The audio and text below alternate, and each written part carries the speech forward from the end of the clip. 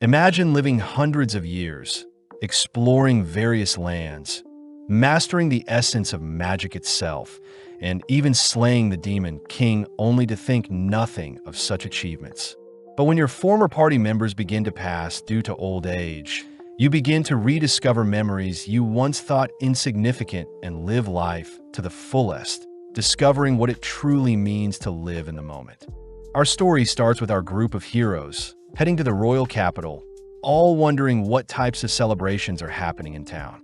The hero wonders what types of jobs they'll have in the future, especially because the Demon King is now defeated, prompting the priest to wonder if he can find a job where he can drink. The hero turns to the elf, Freeren, asking Freeren how she'll spend her life, especially since elven lives are very long. As the hero's party march through town, they are praised and celebrated, only to stand before the king, who acknowledges their party to house Himmel the hero, Eisen the warrior, Hyder the priest, and Freeren the mage. Thanking the heroes for slaying the Demon King, we cut to that night where the town is celebrating their newfound peace, cutting to Himmel, who tells everyone that there will be statues of them erected. As Freeren mocks the town for only giving them 10 copper coins when they first started their adventure, Hyder states that everything is now behind them, and instead, they should celebrate. As the gang gaze off into the night sky, they all acknowledge that it's been 10 years since they started adventuring, reminiscing on their first day, where Himmel and Eisen were almost executed for bad-mouthing the king. They also remember times when Hyder would get so drunk during their adventures and Freeren would constantly fall for the most basic of traps, all erupting in a laughter for only remembering bad memories. Taking a breath, Himmel thanks everyone for the 10 years they spent together, but Freeren wonders what's so amazing about 10 years, reminded that 10 years by human standards is a long time. Just then, they all turn to face the night sky, spotting the Era meteor shower that only occurs once every 50 years.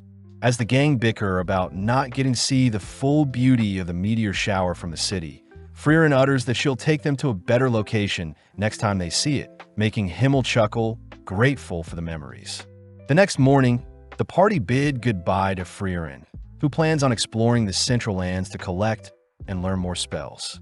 As Freeren leaves, the others wonder how old Freeren truly is, cutting to several years later when Freeren has explored different locations, learned many new things, and has achieved many new goals. When Freeren visits a shopkeeper asking for a shadow dragon's horn, the shopkeeper states that shadow dragons haven't been alive for around 20 to 30 years, disappointing as Freeren needs a shadow dragon horn for her experiments. Freeren remembers that Himmel collected a shadow dragon horn in the Demon King Castle, reasoning that she'll visit to watch the meteor shower with everyone whilst also collecting the shadow dragon horn. As Freeren walks through the capital, she's amazed to see everything has changed over the years, only to suddenly hear Himmel's voice. But when she turns around, Freeren realizes that Himmel has grown quite old. Himmel states that it's been 50 years, both sitting down, only for Freeren to ask about the dragon horn. Remembering the memories from collecting the horn, Himmel happily gives Freeren the horn, telling Freeren that although she doesn't treasure the dragon's horn as much, Himmel himself never forgot the time spent collecting the horn. As Freeren heads outside to deliver the horn, she wonders what's the big deal about a lousy dragon's horn, only to head inside, asking Himmel to head out for the meteor shower. As they leave town, Freeren greets Eisen and Hyder, who are amazed to see Freeren hasn't aged one bit, but Freeren is still against Hyder patting her head. Freeren praises Eisen for seeming the same since they last met, something they all know is due to Eisen's dwarf heritage. As they begin to head off, Freeren tells them that the spot she picked out takes a week to travel to, but seeing as this is like the old days, they all gladly follow Freeren. As the gang tells stories over campfire and battle monsters like the old days, they all eventually make it to a lake, where Himmel thanks Freeren for their final adventure together, completely captivated by their final meteor shower together. With some more time passing, Himmel finally passes away, prompting Freeren and the others to attend Himmel's funeral, but Freeren is scolded for not showing any emotions, making her wonder what this strange feeling that is bubbling up inside her.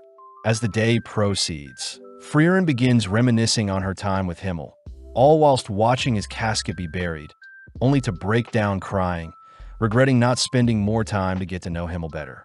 A few days afterwards, Hyder reveals that he'll be heading back to the Holy City, getting one last look at Freeren as Hyder states he'll probably pass away soon due to all the drinking. As Hyder bids Isen and Freeren farewell, Freeren reveals that she will be starting her new exploration into humans, asking Isen to accompany her on her new journey. But Isen reveals that he too has grown old, asking Freeren to not look so sad. Seeing as there is nothing left, Freeren bids Isen farewell, both heading in the opposite directions, only to cut to 20 years after Himmel's passing, where Freeren is lost in the forest outside the Holy City. Just then a young girl appears, asking if Freeren is lost, but when Freeren asks to know where Hyder lives, the young girl takes Freeren to Hyder's home. Freeren is happy to see that Hyder is still alive. Hyder admits that it wasn't too easy to pass away, surprised to hear that Freeren has brought some alcohol for his grave, but Hyder reveals he had stopped drinking ages ago. Seeing the adorable girl serve herself and Hyder some tea, Freeren learns the girl's name is Fern, a war orphan from the southern lands. Freeren finds it unusual for Hyder to adopt Himmel's kindness, but Hyder is more curious as to why Freeren is visiting him. Pleased to hear that Freeren just so happened to be visiting whilst on her adventure to learn more about humans. Hyder asks if Freeren would be willing to take Fern as her apprentice mage, but Freeren is sternly against this, reminding Hyder how easy it is for apprentice mages to pass away during battle.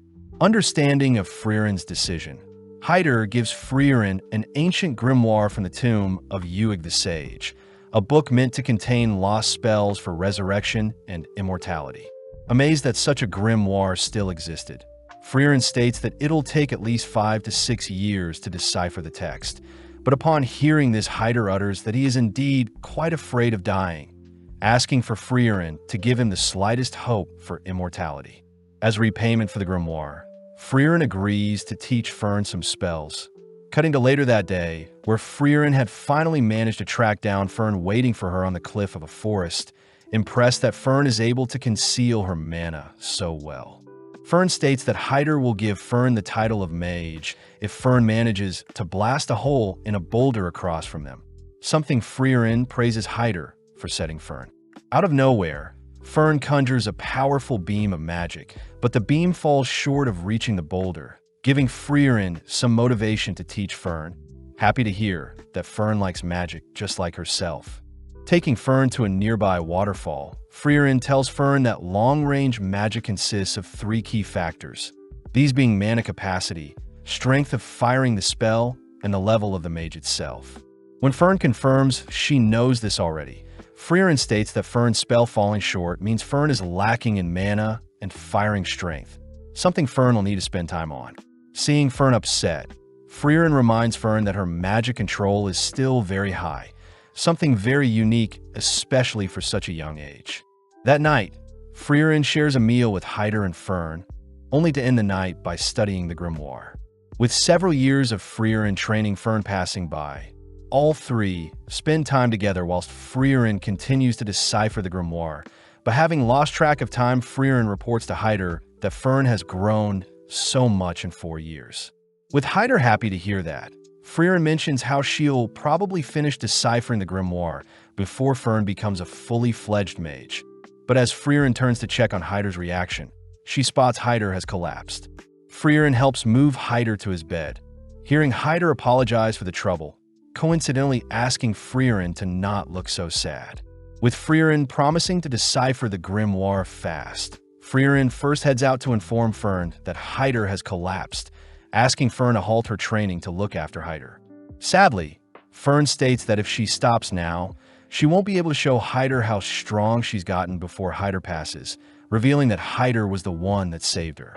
Flashing back, a young Fern is seen grasping onto a necklace with a picture of her family, wondering if she should take her own life.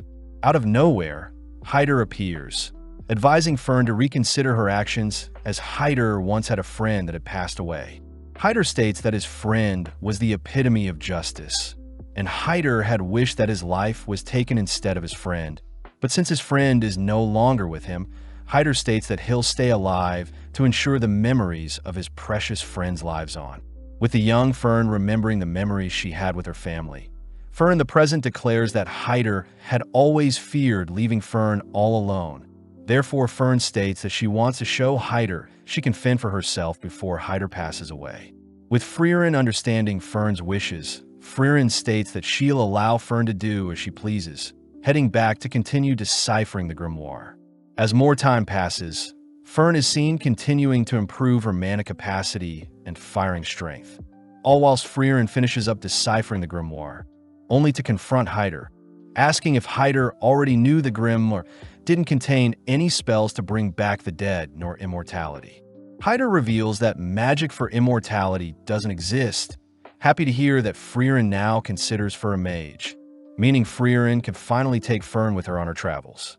With Freeren realizing Hyder had tricked her into training Fern, Hyder states that her reward is in the nearby drawer, requesting for Freeren to take Fern and leave by tonight as Hyder fears his time is almost up.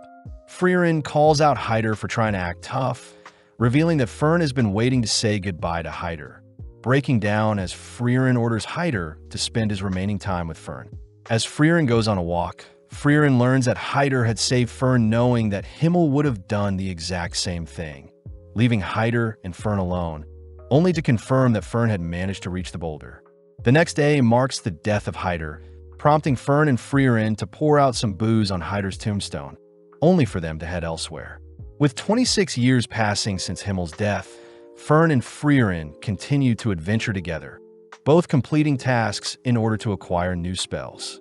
Their most recent spell produces warm tea, whereas some previous ones involved removing rust from bronze statues and turning sweet grape sour. As the two head to their next adventure, they meet up with an old lady, only to be guided to a disheveled statue of Himmel.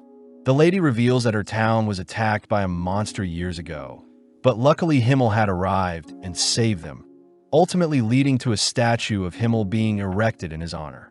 When the old lady mentions how sad it is to see the statue all beat up, Freeren corrects her, stating that it's Himmel's fault for accepting a statue of himself to be made in the forest, something that reminds the lady that there was an elf accompanying Himmel at the time. Without saying any more, Freeren helps clean up the statue, pleasing the lady, but the old lady finds it sad that the scenery around the statue is too plain. Before Freeren can use a spell to grow some flowers, Freeren suddenly remembers Himmel's favorite flower, the blue moon weed. As the old lady takes them back to her home, she's surprised to hear Freeren knows about the blue moon weeds, as they used to grow in a nearby forest, but have since long died out. Seeing Fern acting weird, Freeren asks to see what Fern is hiding, discovering that Fern was trying to hide seed rats in her coat, intending on setting them free. With both girls heading out, Freeren states that they'll be heading to the nearby forest in hopes of finding some blue moon weeds, something Freeren acknowledges is for her own selfish desires. With several months of Freeren and Fern searching for the blue moon weed, the girls grow used to spending time in town with the old lady and out in the fields. One day, Fern has a chat with the old lady, sad to see that Freeren is fixated on searching for this non-existent flower, even though Freeren could be saving lives. Hearing Fern so intellectually convey her feelings, the lady hands Fern a bag of seeds, asking Fern to tell Freeren how she truly feels. Mustering up the courage, Fern tells Freeren how she feels, prompting Freeren to apologize as she promises to end her search soon. Fern demands to know when, but Freeren points out that a nearby seed rat has stolen the seed bag the old lady gifted Fern and is leaving behind a trail they should follow. As the girls chase after the seed rat, Fern wonders why Freeren is so fixated on collecting spells, but Freeren states she only started collecting spells because a special someone had complimented her vast knowledge of spells. As both girls stop in front of an abandoned building, Freeren states that seed rats often hide seeds in different locations, but when Freeren spots a blue petal fall from the top of the building, Freeren flies to inspect her findings. Flashing back, Freeren remembers a time when Himmel had told Freeren his favorite flower was the blue moon weed and had wished he could show Freeren one day. On top of the building, Freeren is amazed to see so many gorgeous blue moon weeds, grateful to finally lay eyes on them. As Fern flies after Freeren, Fern still can't understand why Freeren loves collecting spells. But Freeren reminds Fern that Fern became a mage to impress Hyder, something very similar to Freeren's situation. As the girls return to show off their work to the old lady praises the girls for decorating the statue, but before Freeren leaves, she repays Himmel for his gift in the past. On the 27th year since Himmel's passing, Freeren and Fern are seen visiting a trading city of Worm, where Freeren is asked to split up to restock on supplies. When Fern calls out Freeren for making her buy everything, Fern has a bad feeling when Freeren goes off on her own to buy things, having bought a massive skull in the past, clothes dissolving potions, and even random books. When the two split up, Fern chooses to follow Freeren, fearing their traveling expenses will go to waste, but spots Freeren in front of an accessory store. With Freeren distraught at what to purchase, Freeren ends up settling on something, prompting Fern to continue to tail Freeren. Whilst passing through some alleys, Fern wonders if she should leave Freeren be, but when she overhears that Freeren is planning on buying some desserts, Fern gets jealous, having not had any desserts in months. Following Freeren into a smoky tavern, Fern gets worried that Freeren is lost, spotting Freeren speaking with some scary-looking men. As Freeren leaves the tavern, Fern notices that she's heading back to the inn, rushing to finish off her duties, only to apologize for finishing shopping so late. Brushing that aside, Freeren takes Fern to a dessert store in town, allowing Fern to buy whatever dessert she wants, revealing that she had been saving up money to treat Fern and herself. When Fern asks what Freeren would like, Fern corrects herself, stating that she already knows Freeren wants Merker pudding, reminding Freeren of her time with the heroes, where Himmel had mentioned that he knows Freeren's favorite dessert is the Merker pudding. When Freeren feels bad for not knowing much about the others, Himmel mentions his favorite food is an omelet.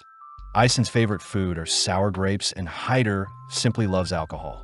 As Fern digs into her dessert, Freeren apologizes for not knowing more about Fern, handing Fern a gift, pleasing Fern as Freeren remembered Fern's birthday. Fern smiles upon receiving a hair ornament, telling Freeren that it's enough of a birthday gift that Freeren remembered her birthday, confusing Freeren. The next day, the two leave the city, but as Fern walks alongside Freeren with her new hair ornament, Fern asks what the end goal of their adventures are. Freeren simply states that she's simply collecting as many spells as possible, but she does want to retrace her memories with the hero party, something Fern is curious about. When Fern walks beside Freeren, Freeren realizes that Fern is now 16 and taller than her, but gets jealous at how Fern has already outgrown her in other areas. In the Forest of Grobe, Freeren is seen testing out Fern's defensive spells, pointing out how the gaps in Fern's barrier will be her downfall. When Freeren fires multiple projectiles, Fern manages to block with a simple barrier around her body, but ultimately runs out of mana. As the two continue through the forest, Freeren reminds Fern that defensive magic is powerful, but it depletes mana very fast. Therefore, it's best to only cast barriers at the points of impact. As they both cross a river, Fern states that she simply needs to master a single defensive spell, but Freeren scolds her for not reading the book she gave her, as magic theory is just as important as practical applications. Finally arriving at a village, Fern wonders what spells Freeren intends to collect at the village, but Freeren states that she's here for other reasons. Upon approaching some villagers, a village elder immediately recognizes Freeren's white elven hair, leading Freeren to where Qual was sealed.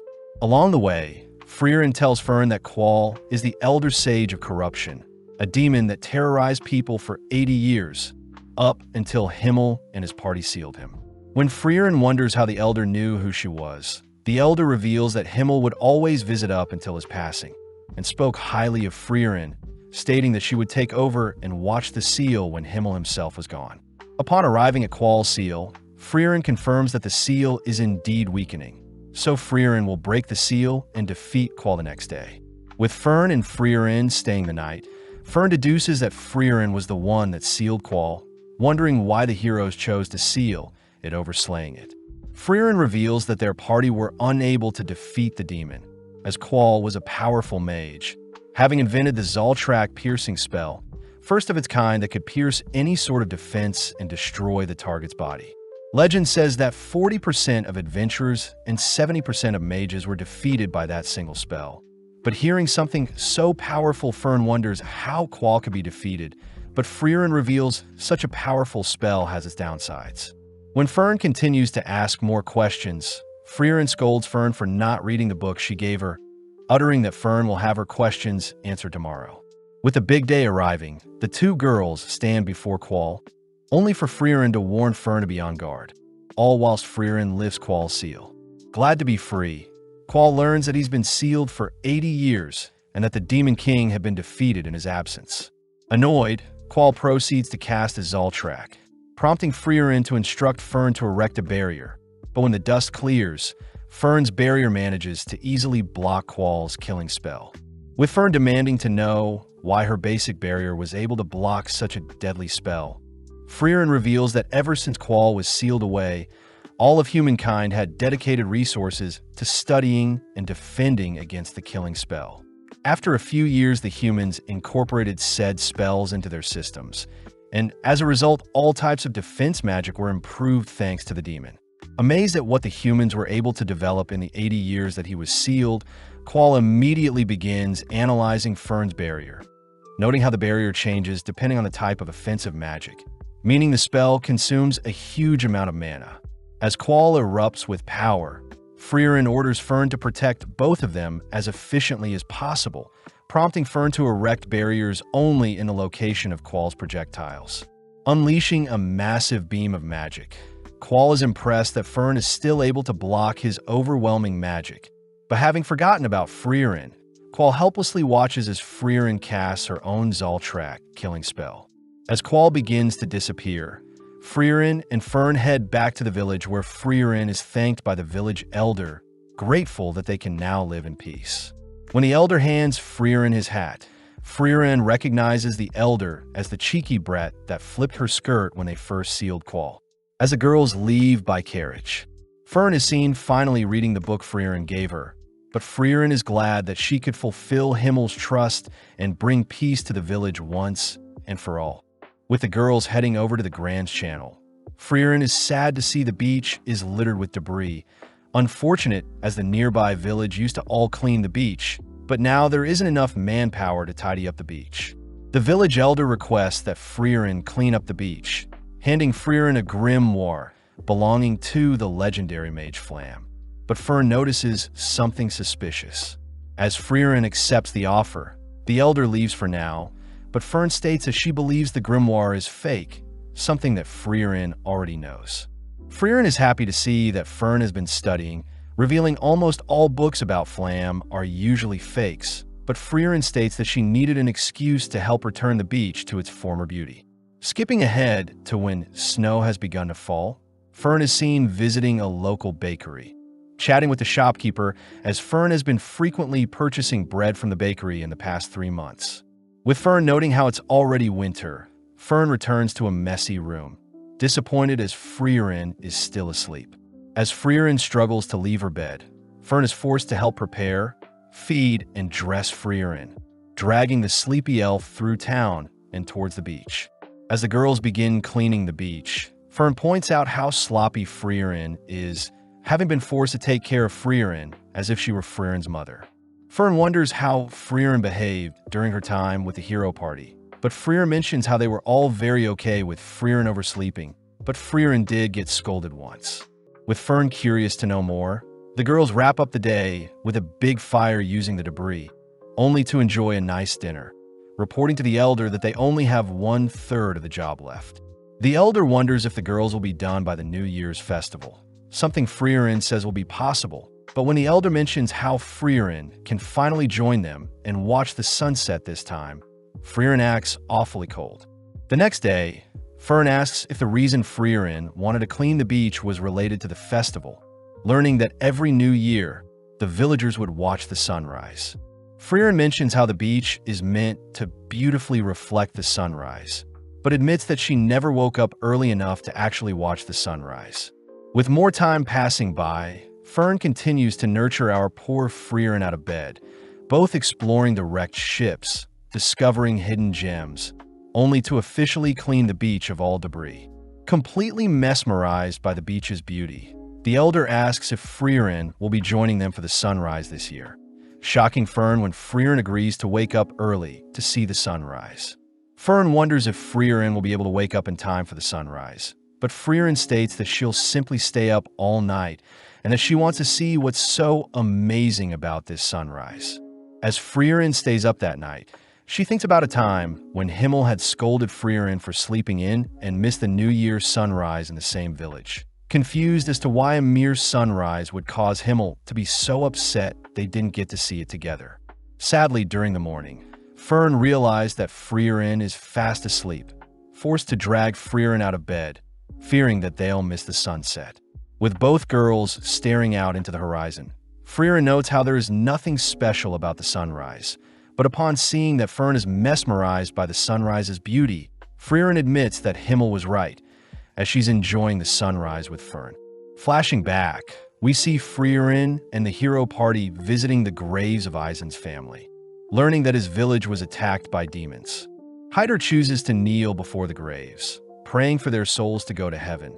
But Eisen mentions how he doesn't believe in the afterlife, prompting Freeren to reveal that thousands of years ago, everyone believed there was no afterlife. But since magic can't observe where souls go, it's hard to define what is truth and what isn't.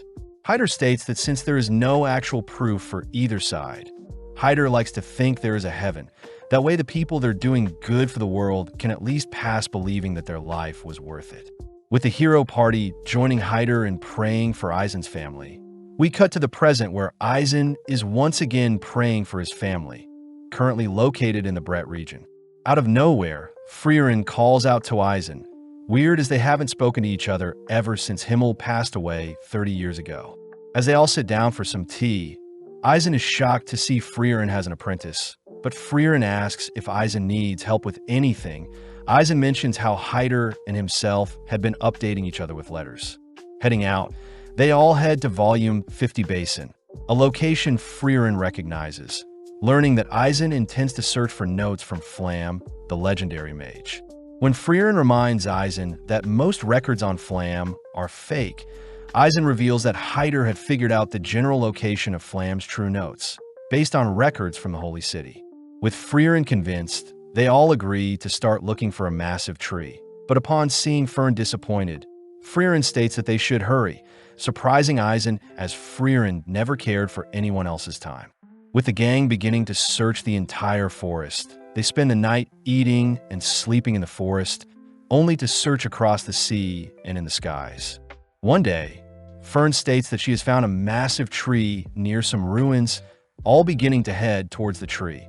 But Freeren uses the opportunity to ask Eisen why he's searching for Flam's notes.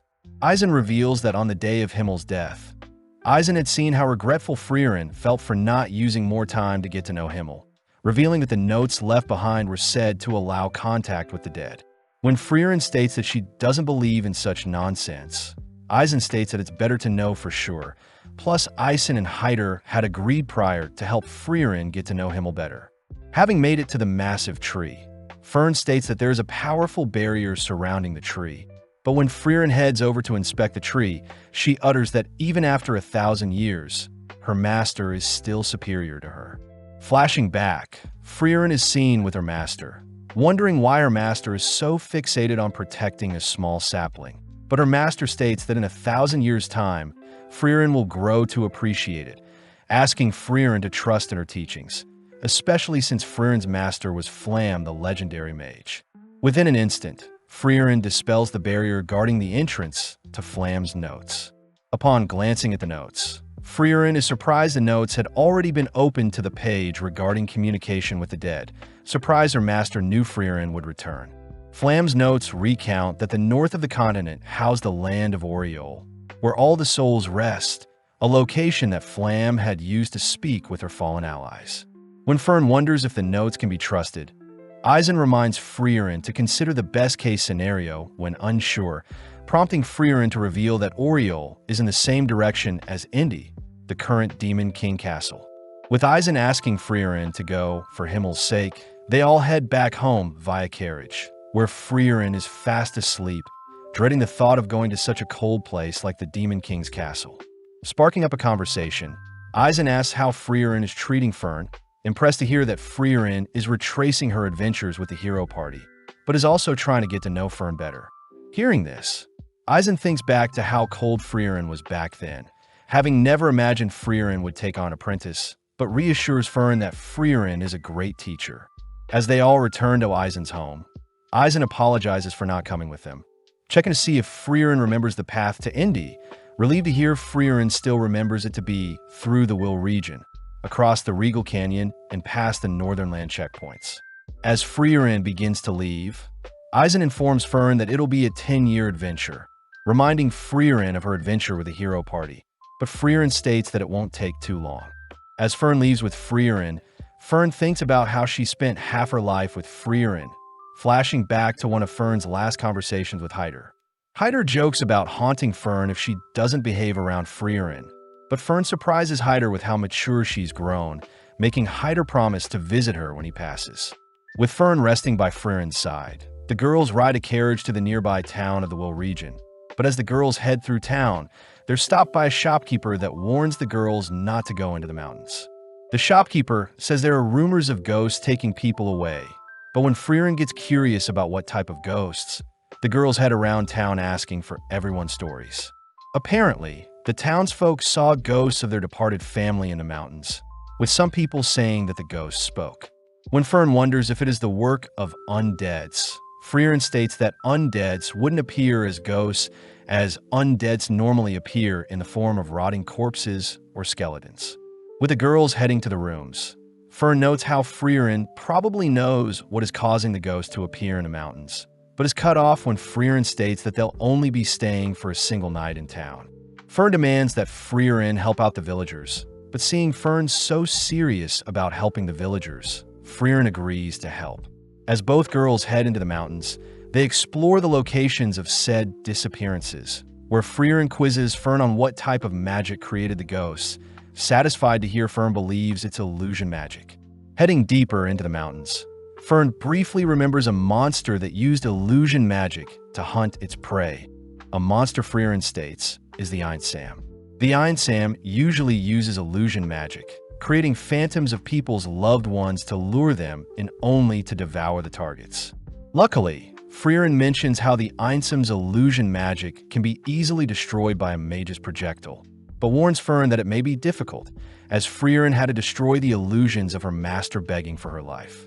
Upon entering a misty forest, Freeren orders Fern to prepare for the worst, only for Fern to spot an illusion of Hyder in the distance. Preparing to destroy the illusion, Fern suddenly hears Hyder speak fondly of her, realizing the monster is using Fern's memories to put Fern at ease. When Freeren tries to help Fern out, Freeren suddenly spots an illusion of Himmel, surprised as she was expecting an illusion of her master. Wondering if she has changed, Freeren nonchalantly destroys Himmel's illusion, clearing the misty forest and revealing the Einsam to Fern, prompting Fern to disintegrate Hyder's illusion and the monster. As Freeren reassures Fern that Hyder won't be mad that Fern struck an illusion of him, the girls head into the Regal Canyon, spotting a massive crimson dragon along with its nest, where Freeren spots the grimoire she's been looking for. Freeren states that dragons use magic-infused items to build their nest, asking Fern to take out the solar dragon. But when Fern conjures a powerful spell, her spell simply deflects off the dragon's thick exterior. With the dragon now awake, Freeren cries that they should flee, forcing Fern to lure away the dragon. But having barely managed to lose the dragon, Fern cries that as mages they will have a hard time defeating the dragon. Freeren acknowledges Fern's cries, uttering that they'll need some help as we flash back to when Freeren and Eisen were camping out in the forest. Eisen states that he has an apprentice of his own by the name of Stark, stating that he'll be a great frontliner for Freeren's adventures and that Stark lives in the village near the Regal Canyon. As the girls visit the nearby town, they wonder why the villagers aren't more afraid of the dragon. But Fern asks why Freeren wants the grimoire so badly. Freeren reveals that the grimoire has a spell that allows mages to see through clothes, weirding Fern out. But out of nowhere, an old lady states that Stark wants to meet the girls. Surprised, the girls follow the old lady, learning that 3 years ago the Crimson Dragon had massacred their town. But luckily Stark had arrived, scaring the dragon away, and ever since has been protecting their town. Upon arriving near a massive rocky wall, Stark is seen playing with some town kids, only to greet Freeren and Fern, asking them to not agitate the dragon so much. Stark tries to point out that he received a mark from the dragon in the past, but Freeren simply asks for Stark to drop the act. When Stark learns that Freeren used to adventure with Ison, Stark asks for the old lady and kids to give them some privacy, revealing that he's proud that he abandoned Ison. Freeren asks why Stark doesn't just slay the dragon, but Stark wants to know why the girls are here, learning that they've come to recruit Stark and also want the grimoire in the dragon's nest. Stark gets confused as to why Freeren wants the grimoire so badly, but doesn't mind joining Freeren's party, but reveals that he has had trouble defeating the dragon, asking for Freeren's help. Freeren states that they can defeat the dragon together if Stark distracts the dragon for 30 seconds. But upon seeing Stark refuse such an offer, Freeren deduces that Stark has never fought a monster before. Stark breaks down, begging for Freeren's help, admitting that when he first confronted the dragon, he was so scared seeing the beast, but strangely after a while the dragon flew away, and Stark was praised by the villagers. With Fern disgusted by how pathetic Stark looks, Freeren states that she has full faith in Stark, heading over to the massive fissure in the nearby wall, only to realize something about the fissure. As the girls leave, Freeren states that they'll be meeting back here tomorrow, hinting at the fact that Stark should use this opportunity to grow. That night, Freeren and Fern enjoy a nice dinner, all whilst the villagers praise Stark for being a kind person. Fern still can't help but see Stark as a cowardly boy, but Freeren brings up the first time Fern fought a monster, apologizing for teasing Fern. With the girls heading back to their inn, Fern wonders why the dragon doesn't just attack the village. But Freeren hints at the fact that it may be Stark, suggesting that Fern visit Stark if she's curious about who he is. With Fern heading to visit Stark, Freeren sits in her room, thinking back to when she had asked Ison if Stark is strong. Ison reveals that Stark was the only person to have fled like a coward when the monsters attacked his hometown, someone Ison states is exactly like himself. Hence he taught Stark everything he knew. In the dead of night, Stark is seen wielding his axe, cleaving it into the rocky wall, digging a deeper and deeper fissure with every swing. With Stark standing before the giant fissure, Stark turns to spot Fern behind him, having just been caught for creating the massive fissure. Fern asks why Stark doesn't just slay the dragon terrorizing the nearby village, but Stark states that since the dragon hasn't attacked yet, there is no need for him to slay the beast. As Stark begins to leave, Fern asks if Stark will slay the dragon when it does attack. Learning that although Stark knows the village depends on him, he still might consider running if the dragon is too great. Stark reveals that he had gained a mark on his face during a spar with his master Ison, believing that Ison was mad at him as Ison never praised Stark. Leaning in to inspect Stark's hand, Fern concludes that Stark would never run from a fight, confusing Stark as he wonders how Fern would know.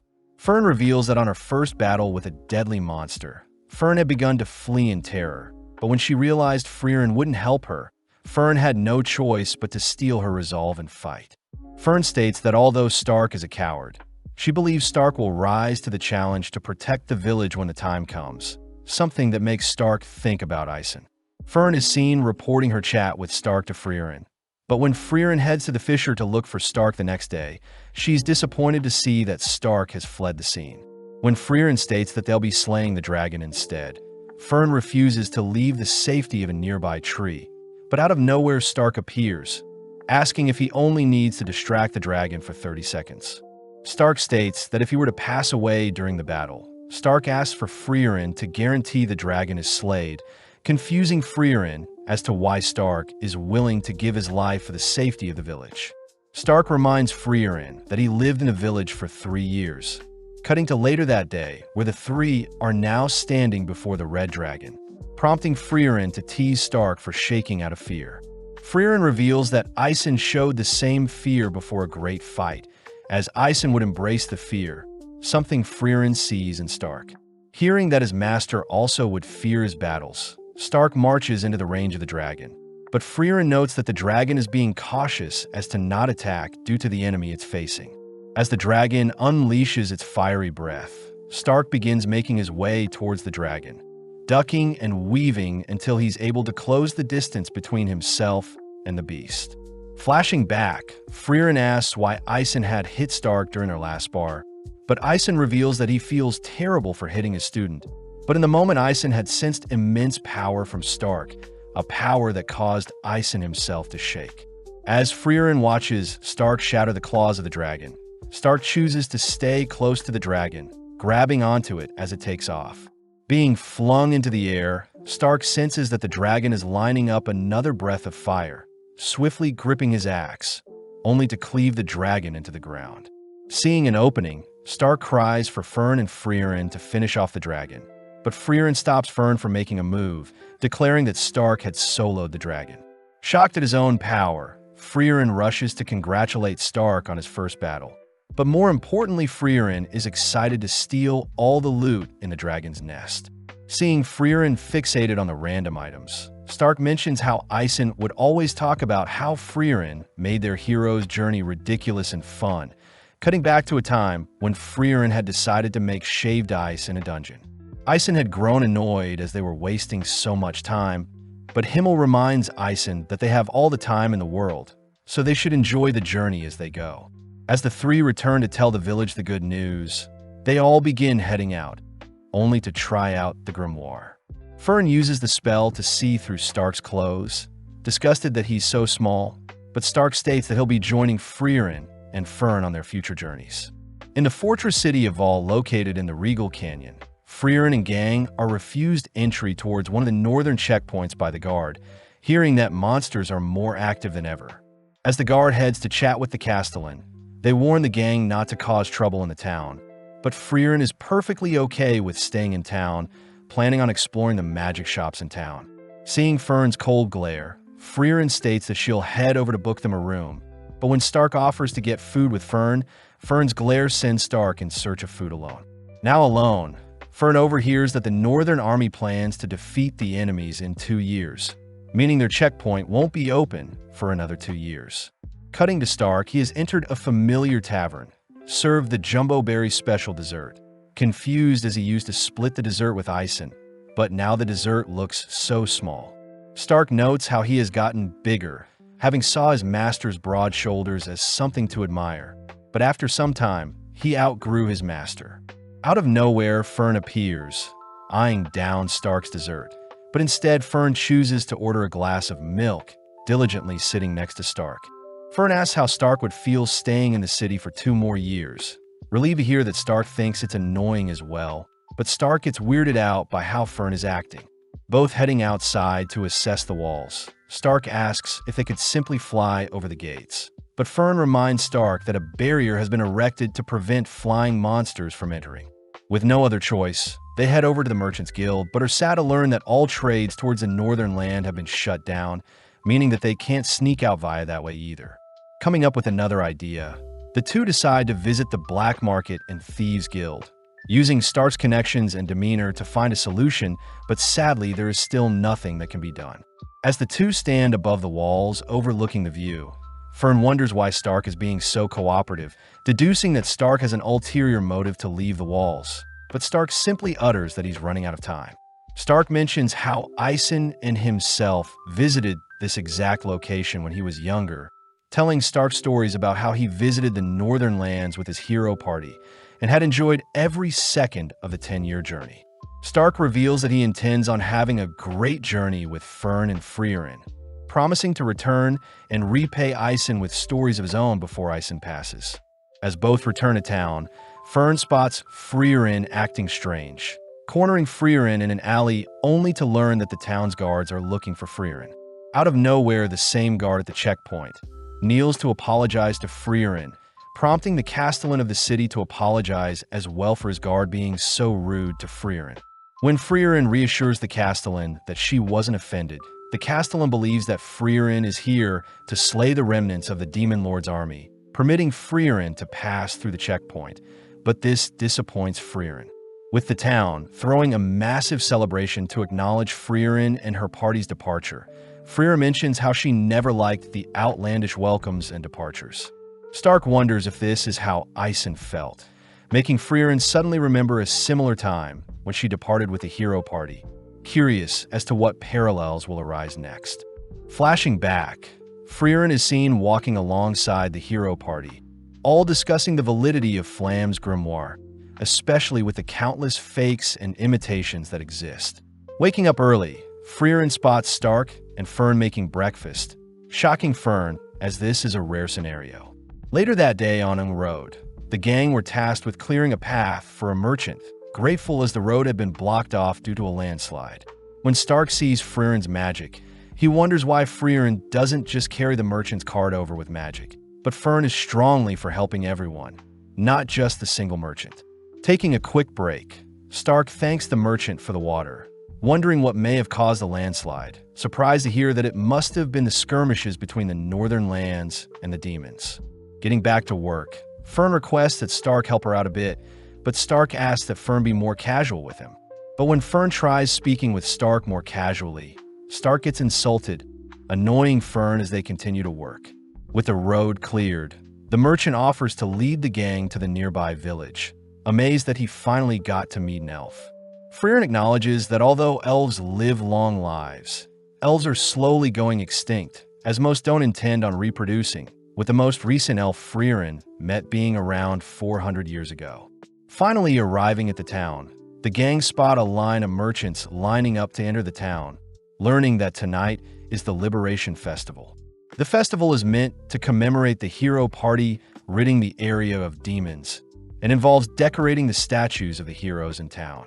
Freeren still can't understand why humans throw parties, but the merchant reminds Freeren that it's been 80 years since the Demon King was slayed, and in human years 80 years is a whole lifetime. Flashing back, Freeren remembers a time when Himmel had requested that their statues be placed through various towns, annoying Freeren as she believed Himmel simply wanted to show off. But Himmel reveals that the statues are meant to remind Freeren of their adventures together as the hero party. That night, the gang stand among the crowd, watching as the hero party is celebrated, but the merchant does note how Freeren looks very similar to the elf statue. The next morning, they continue their journey, heading to the Graf Granat's domain, where they notice an abundance of guards surveying the town. When Freeren wonders who should do the shopping, Freeren suddenly freezes, equipping her staff, only to state that she senses demons approaching. When some demons turn the nearby corner, they spot Freeren charging up a spell, but luckily a nearby knight tackles and stops Freeren from firing the spell. Approaching Freeren, the demon asks if Graf Granat had hired Freeren to attack him, but Graf states that he's not foolish enough to attack Lord Lugner out in the open, especially since Lugner is her seeking peace. Kneeling down, Lugner states that he senses Freeren's bloodlust-filled glare, shaming Freeren for looking at him as if he were a wild beast. Freeren fires back, stating that Lugner is simply using human speech to blend in and manipulate the humans. But having heard enough, Freeren is dragged away to be locked up. With Stark and Fern shocked at what just happened, they choose to visit Freeren, who is locked up in the dungeon under the mansion. Freeren states that she'll only be locked up for a measly 2 to 3 years, but Fern scolds Freeren for always wanting to waste time. Freeren asks who the peace envoy demons are, learning that the envoys are linked to Aura, the guillotine, one of the 7 sages of destruction who served the Demon King. Apparently, 28 years ago, Aura had regained her strength and had been fighting with the domain of Graf Granats. But now Aura has sent envoys to seek peace, something Freeren states sounds fishy. When Stark wonders why they can't just talk things out with the demons, Freeren questions if Stark or Fern know how demons learn to speak the human language, revealing that demons only eat humans. During her time with the hero party, Himmel and Freeren were forced to hunt down a child demon, having supposedly devoured the child of a human couple. But when Himmel went to slay the creature, Himmel hesitated since the demon behaved just like a child. When Freeren offered to shoulder the burden, the town's chief had ordered everyone to spare the demon, giving it a second chance. But that was something Freeren had advised everyone against doing. With days passing, The chief had given the demon girl a place to stay along with food to eat, but Freeren kept a close eye on her, all whilst the chief and her daughter considered the demon girl as one of their own. One day, the chief's building was burnt down by the demon girl, and the chief ended up passing due to being attacked by the demon. When Himmel demands to know why the demon killed the chief, the demon slowly approaches the couple of the first daughter she ate, offering the chief's daughter as a replacement. Sensing that the humans hate her, the demon girl takes the chief's daughter as hostage, but Himmel easily recaptures the chief's daughter, permitting Freeren to slay the demon. When Freeren fires an incineration spell at the demon, Freeren states that demons don't have a sense of family, forced to live and roam alone since birth.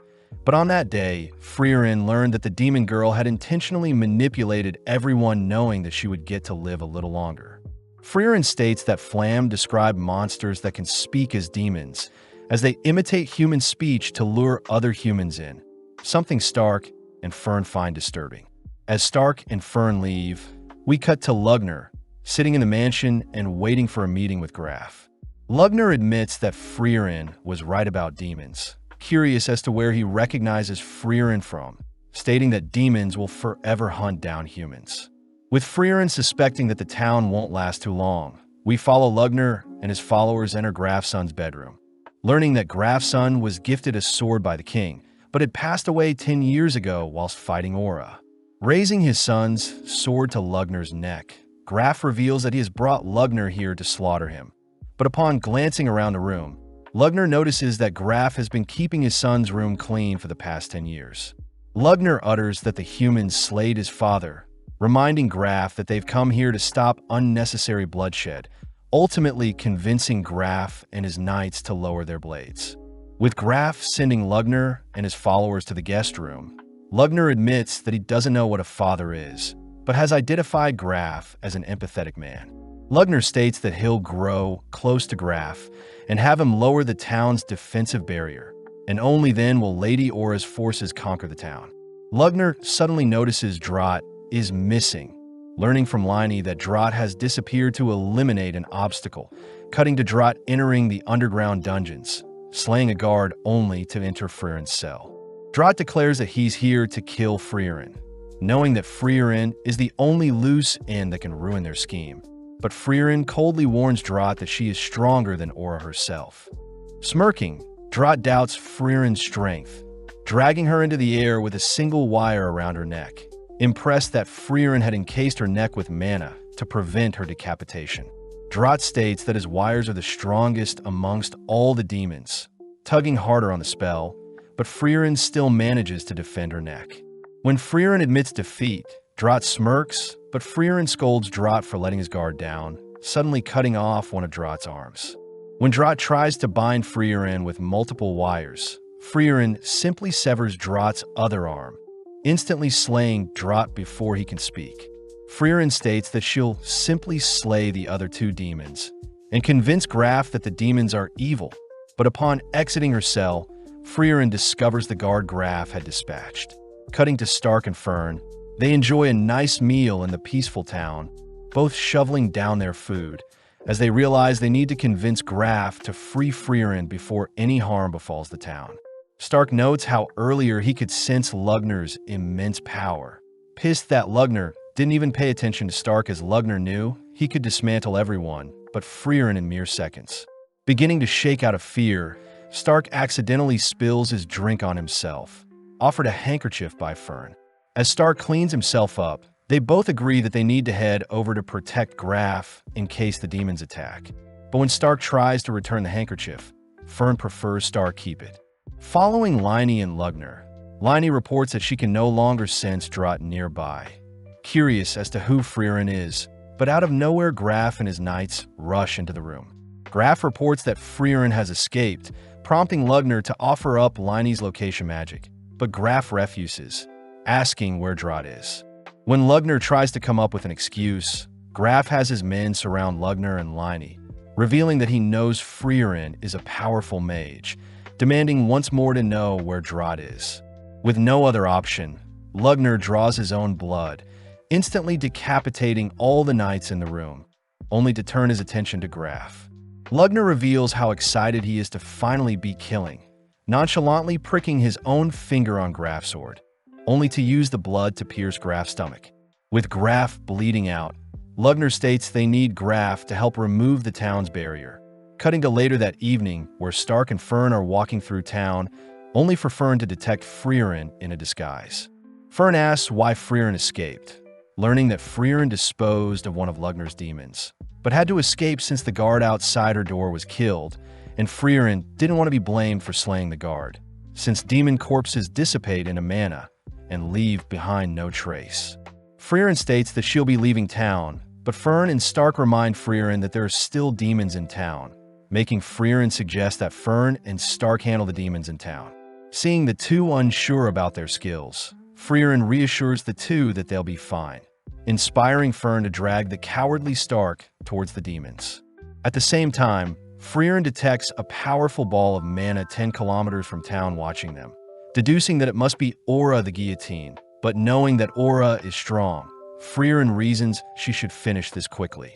In the dead of night, Freeren and Stark sneak past a body of water, heading over the walls of Graf's mansion, only to enter into the mansion through one of its windows. At the same time, Lugner tells Graf about his love for magic, revealing that most demons spend their entire life researching and honing their own particular magic. But Lugner does acknowledge how strange magic is, admiring Flam's unique barrier that prevents any type of demon from entering. Lugner speculates that Flam's genius barrier casted 1,000 years ago is stronger than any present spell, but since Graf and his Granat family has maintained the barrier for generations, Lugner demands to know how to control the barriers, leaving Lugner to consider his options. Lugner orders Liney to search for any grimoires in the bedroom, whilst he searches the study room. Seeing an opening, Stark sneaks into Graf's room, attempting to free Graf, but his trembling hands fail to cut the magic binds around Graf. Graf asks Stark to take his Granat amulet and flee with the citizens, but Stark refuses, stating that he won't leave Graf behind. Out of nowhere, Lugner and Liney reappear, demanding to know if Graf knows Stark, but Graf simply states he's a lost child. When Lugner agrees to let Stark flee, Graf feels bad, spotting how much Stark is trembling, but Stark gets annoyed that Lugner is underestimating him. Gripping his axe, Stark dashes behind Lugner, managing to land a slash, but Lugner simply uses his blood to repel Stark backwards, conjuring a massive blood hand to pin Stark to the ground. Lugner praises Stark for trying to fight him solo, but Stark reveals that Freeren has been with them undetected, giving Freeren opening to land a powerful spell onto Lugner. With Lugner confused as to how Freeren avoided Liney's detection, Lugner demands to know what spell he was hit with, shocked to hear that Freeren had learned the killing spell Zoltrak. Lugner utters the ordinary demon Zoltrak spell shouldn't have damaged him so badly, but Freeren ignores his stalling, preparing to finish off Lugner, but Liney steps up to fight. Stark reasons that they should get Graf some help first, both fleeing with Graf for now, but Lugner reveals that his blood is on Freeren and Stark so they can chase them after he's healed up. Liney offers to hunt them down herself, but Lugner reveals that Freeren's Zoltrak spell has been modified to a demon-killing spell, a modification of Zoltrak that specializes in slaying demons. Seeing Freeren's silhouette earlier, Lugner remembers an elf by the name of Freeren, being the person that helped analyze the initial Zoltrak spell, but was also granted the title, Freeren the Slayer, for most demons slayed in all of history. As Freeren descends upon Aura and her army, Stark and Freeren have managed to get Graf some help, grateful as he promises to pardon Freeren, as Freeren was right to not trust the demons all along. Stark gets excited as Freeren can now roam through town freely, but Graf hears that Freeren was the elf from the original hero party, disgraced to have imprisoned one of the saviors of his family's land. Greeting Aura, Freeren acknowledges that it's been 80 years since they last fought, asking if Aura would retreat now. Smirking, Aura has some of her men slash at Freeren, but Freeren nonchalantly dodges, noting that Aura has more puppets than before. Freeren knows how only powerful demons with enough magic can control an army, but Freeren does despise how disgusting Aura's magic is, recognizing some of the suits of armor being controlled, declaring that she'll kill Aura once and for all. As Aura takes out her scale of obedience, we cut to Graf explaining the reason why Aura is one of the 7 sages of destruction, revealing that her scale allows Aura to weigh her soul's mana capacity with another, and the soul with the greater mana capacity gains control of the other for eternity. Fern asks if there is a counter, but Graf does mention how the scale does judge fairly. So the only way is to have someone with a greater mana capacity face Aura, but this hasn't been done in the past 500 years. Graf also reveals that souls with great wills can temporarily break the mind control, but Stark knows that it's a temporary solution, since Aura would simply get rid of those with strong wills to avoid any loose ends. As Freeren continues to dodge and evade Aura's army, Aura grows amused seeing Freeren dancing around, but Freeren enchants her staff, immediately freeing the men around her from Aura's curse.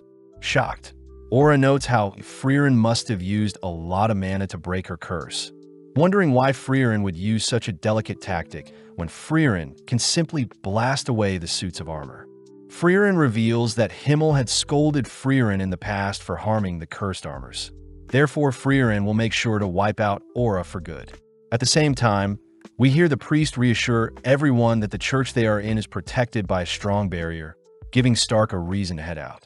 Stark states that it won't be long before Lugner and Liney recover, and seeing as they are no match for the demons anyway, Stark states he'll go and seek Freeren's help.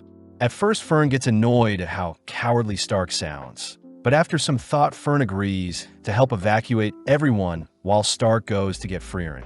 On the town walls, Stark hands Fern Graf's amulet that'll help convince people to work with her. But when Fern feels bad seeing Stark all bloodied up, Fern suddenly realizes something, tossing her blood-stained coat over the wall. Detecting that someone else's blood is on Stark, Fern is suddenly pinned to a nearby wall by Lugner's blood, all whilst Liney rushes Stark, conjuring an axe only to isolate Stark. Stark demands to know why Liney moves like Eisen, all whilst Lugner apologizes for not killing Fern instantly, mocking Fern's grin as he states that demons can conceal their mana as well. Annoyed at how much Lugner is talking, Fern asks for Lugner to simply finish her off, but Lugner is more curious as to how strong Stark is, amused to hear that Stark is Eisen the hero's best student. Lugner also demands to know where Freeren is, not convinced to hear that Freeren simply fled town, knowing that Freeren wouldn't simply leave knowing there's still demons in town. As Lugner racks his brain, he suspects that Freeren will be dealing with Aura, but Fern suddenly calls for her staff, setting herself free, only to demand Lugner not move. Fern states that Lugner is arrogant, believing that no other human but Freeren is worthy of facing him. But when Fern states she'll blast a hole through Lugner's body, Lugner welcomes Fern to try. Flashing back, Fern and Freeren are seen finishing off some demons, making Fern ask how she compares to Freeren. Freeren states that Fern's mana and technique will never be able to reach Freeren's level since she has lived much longer than Fern, but Freeren admits that Fern's cast speed surpasses her own. As Lugner turns around, Fern manages to fire off a spell, surprising Lugner, as he would have died if he didn't move first.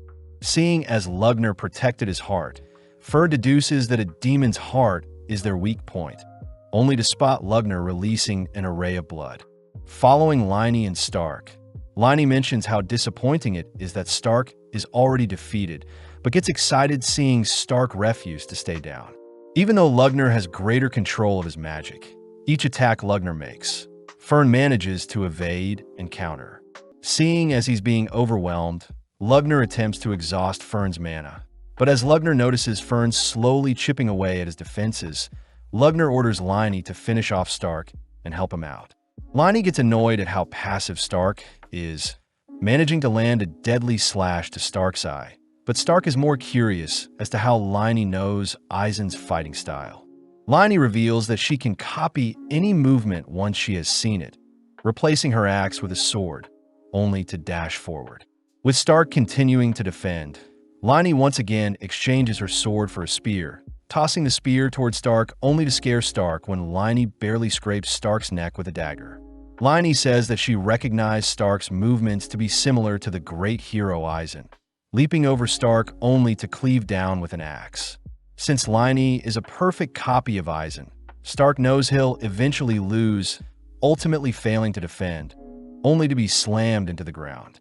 As Stark's body lays limp, Liney heads to assist Lugner, but Stark is still barely conscious, remembering his time training with Eisen. When Stark states that he'll never be as strong as Eisen says he agrees, but instructs Stark to continue to get up and never falter against strong warriors. That way Stark will never truly be defeated. With Stark forcing his body up, Liney advises Stark to stay down, but Stark states that he's still not done, remembering that Eisen's slashes were far stronger than Liney's. As Freeren and Lugner's magic erupt across the skies, Stark rushes Liney, leaving himself wide open for Liney to land a lethal blow to his stomach. When Liney fails to cut through Stark's tough body, Stark uses the chance to completely shred the left side of Liney's body, but realizing that Liney has been defeated, Lugner checks to see what happened, allowing Freeren to land the demon-killing spell on Lugner's heart. Flashing back, Freeren walks behind Flam, who asks if Freeren remembers the dying words of Basalt, reminding Freeren that demons' words only deceive, meaning people must use unfair tactics to ensure demons are erased. With Lugner accepting his own demise, he's at least happy to hear that Freeren is currently facing off against Aura, believing that since Freeren isn't with her hero party, Freeren will finally fall against Aura. Hearing this, Fern states that Freeren will win, but not in an honorable way, surprising Lugner as he believes Freeren to be an honorable elf. Barely able to manipulate his blood, Lugner finds it weird that Fern's mana output is so low compared to his, suddenly realizing the underhand tactics Fern used to defeat Lugner. But Fern doesn't waste time silencing Lugner. Cutting back, we see Flam stumble upon a ruined village, saddened to see that demons had raided the village and all that's left is Basalt the Throned Shell, a once leader in the Demon King army. Spotting a single person alive in the village, Flam asks a younger Freeren if she was the one that slaughtered all the demons, amused to sense Freeren's overflowing mana capacity. Flam scolds Freeren for facing the demons head-on, reminding Freeren that she should fight with surprise attacks. But before Flam can leave, Freeren states that Flam and herself are pretty alike, able to sense that Flam has an even greater mana pool than herself. Impressed, Flam begins carrying Freeren on her back, declaring that Freeren will be her apprentice moving forward, but Freeren refuses. Flam reminds Freeren that she'll probably die if she's left alone, suddenly sensing that they're being followed by even greater demons than Basalt. Flam notes how the demons concealed their mana, preparing for a sneak attack, but upon realizing that Freeren and Flam were mages, they chose to pridefully reveal themselves. The demons order Flam to leave the elf behind, but seeing as she has no reason to refuse, Flam sets Freeren down, but reminds Freeren that the demons are very cocky and proud. In an instant, Flam lets out an explosion, completely wiping away the demons, shocking Freeren as Flam had concealed her true mana output, only to surprise and slay the demons with her true power. Flam admits that the tactic is quite frowned upon, but taking Freeren home, Flam is happy to see that Freeren is recovering quite quickly. Heading through a forest, Flam and Freeren both reveal that they despise demons, having both lost their loved ones to demons, but they also both love magic. Flam suggests that only the two of them should become cowards when it comes to magic, instructing Freeren to first cut down her mana output to only 1/10, impressing Flam to see Freeren learn very fast. Flam says that they'll go over the basics first, instructing Freeren to continue to mislead demons for the rest of her life. But as we cut back to Aura, she realizes that Lugner and Liney have been dispatched. Freeren utters that Aura has failed her mission, prompting Aura to settle for taking Freeren's life, unveiling her scale of obedience as Aura knows Freeren has drastically depleted her mana during battle. Freeren knows the scale will force the person with a lower mana capacity to bend to the will of the greater mana holder, commending Aura for exuding an overwhelming mana pool, having lived and trained for 500 years. Freeren does admit that it appears that Aura has the greater mana pool, but mentions how demons are incapable of suppressing their mana pool, flashing back to when Freeren had asked Flam why that is so. Flam states that demons are quite simple creatures, just like how humans use wealth to show status. Demons use their mana output to show dominance over other demons. Flam does note how demons will temporarily conceal their mana to hide their intentions. But during battle, demons have no reason but to flaunt their overwhelming mana, something Freeren hears she can use against the demons. Having been 3 years since they met, Flam is happy to see that Freeren had easily been able to conceal her magic consistently. But in a blink of an eye, another 50 years pass by. Having a private chat with Freeren, Flam is happy to have taught Freeren all she knows, wondering if one day Freeren may be able to slay the Demon King himself. Taking the chance, Flam asks that Freeren plant flowers around her grave, revealing it to be the spell her parents taught her and is the reason Flam loves magic. With Freeren asking to learn the spell, Flam advises that Freeren remain hidden until she defeats the Demon King, prompting Freeren to uphold her promises when Flam passes away. Now alone, Freeren explores the continent, continuing to train her mana and live in secrecy, all whilst a nearby town fully develops. One day, Himmel, Eisen, and Hyder visit the nearby woods, running into Freeren, having heard that Freeren is a wise elf, but Freeren reassures the party that she is nothing special.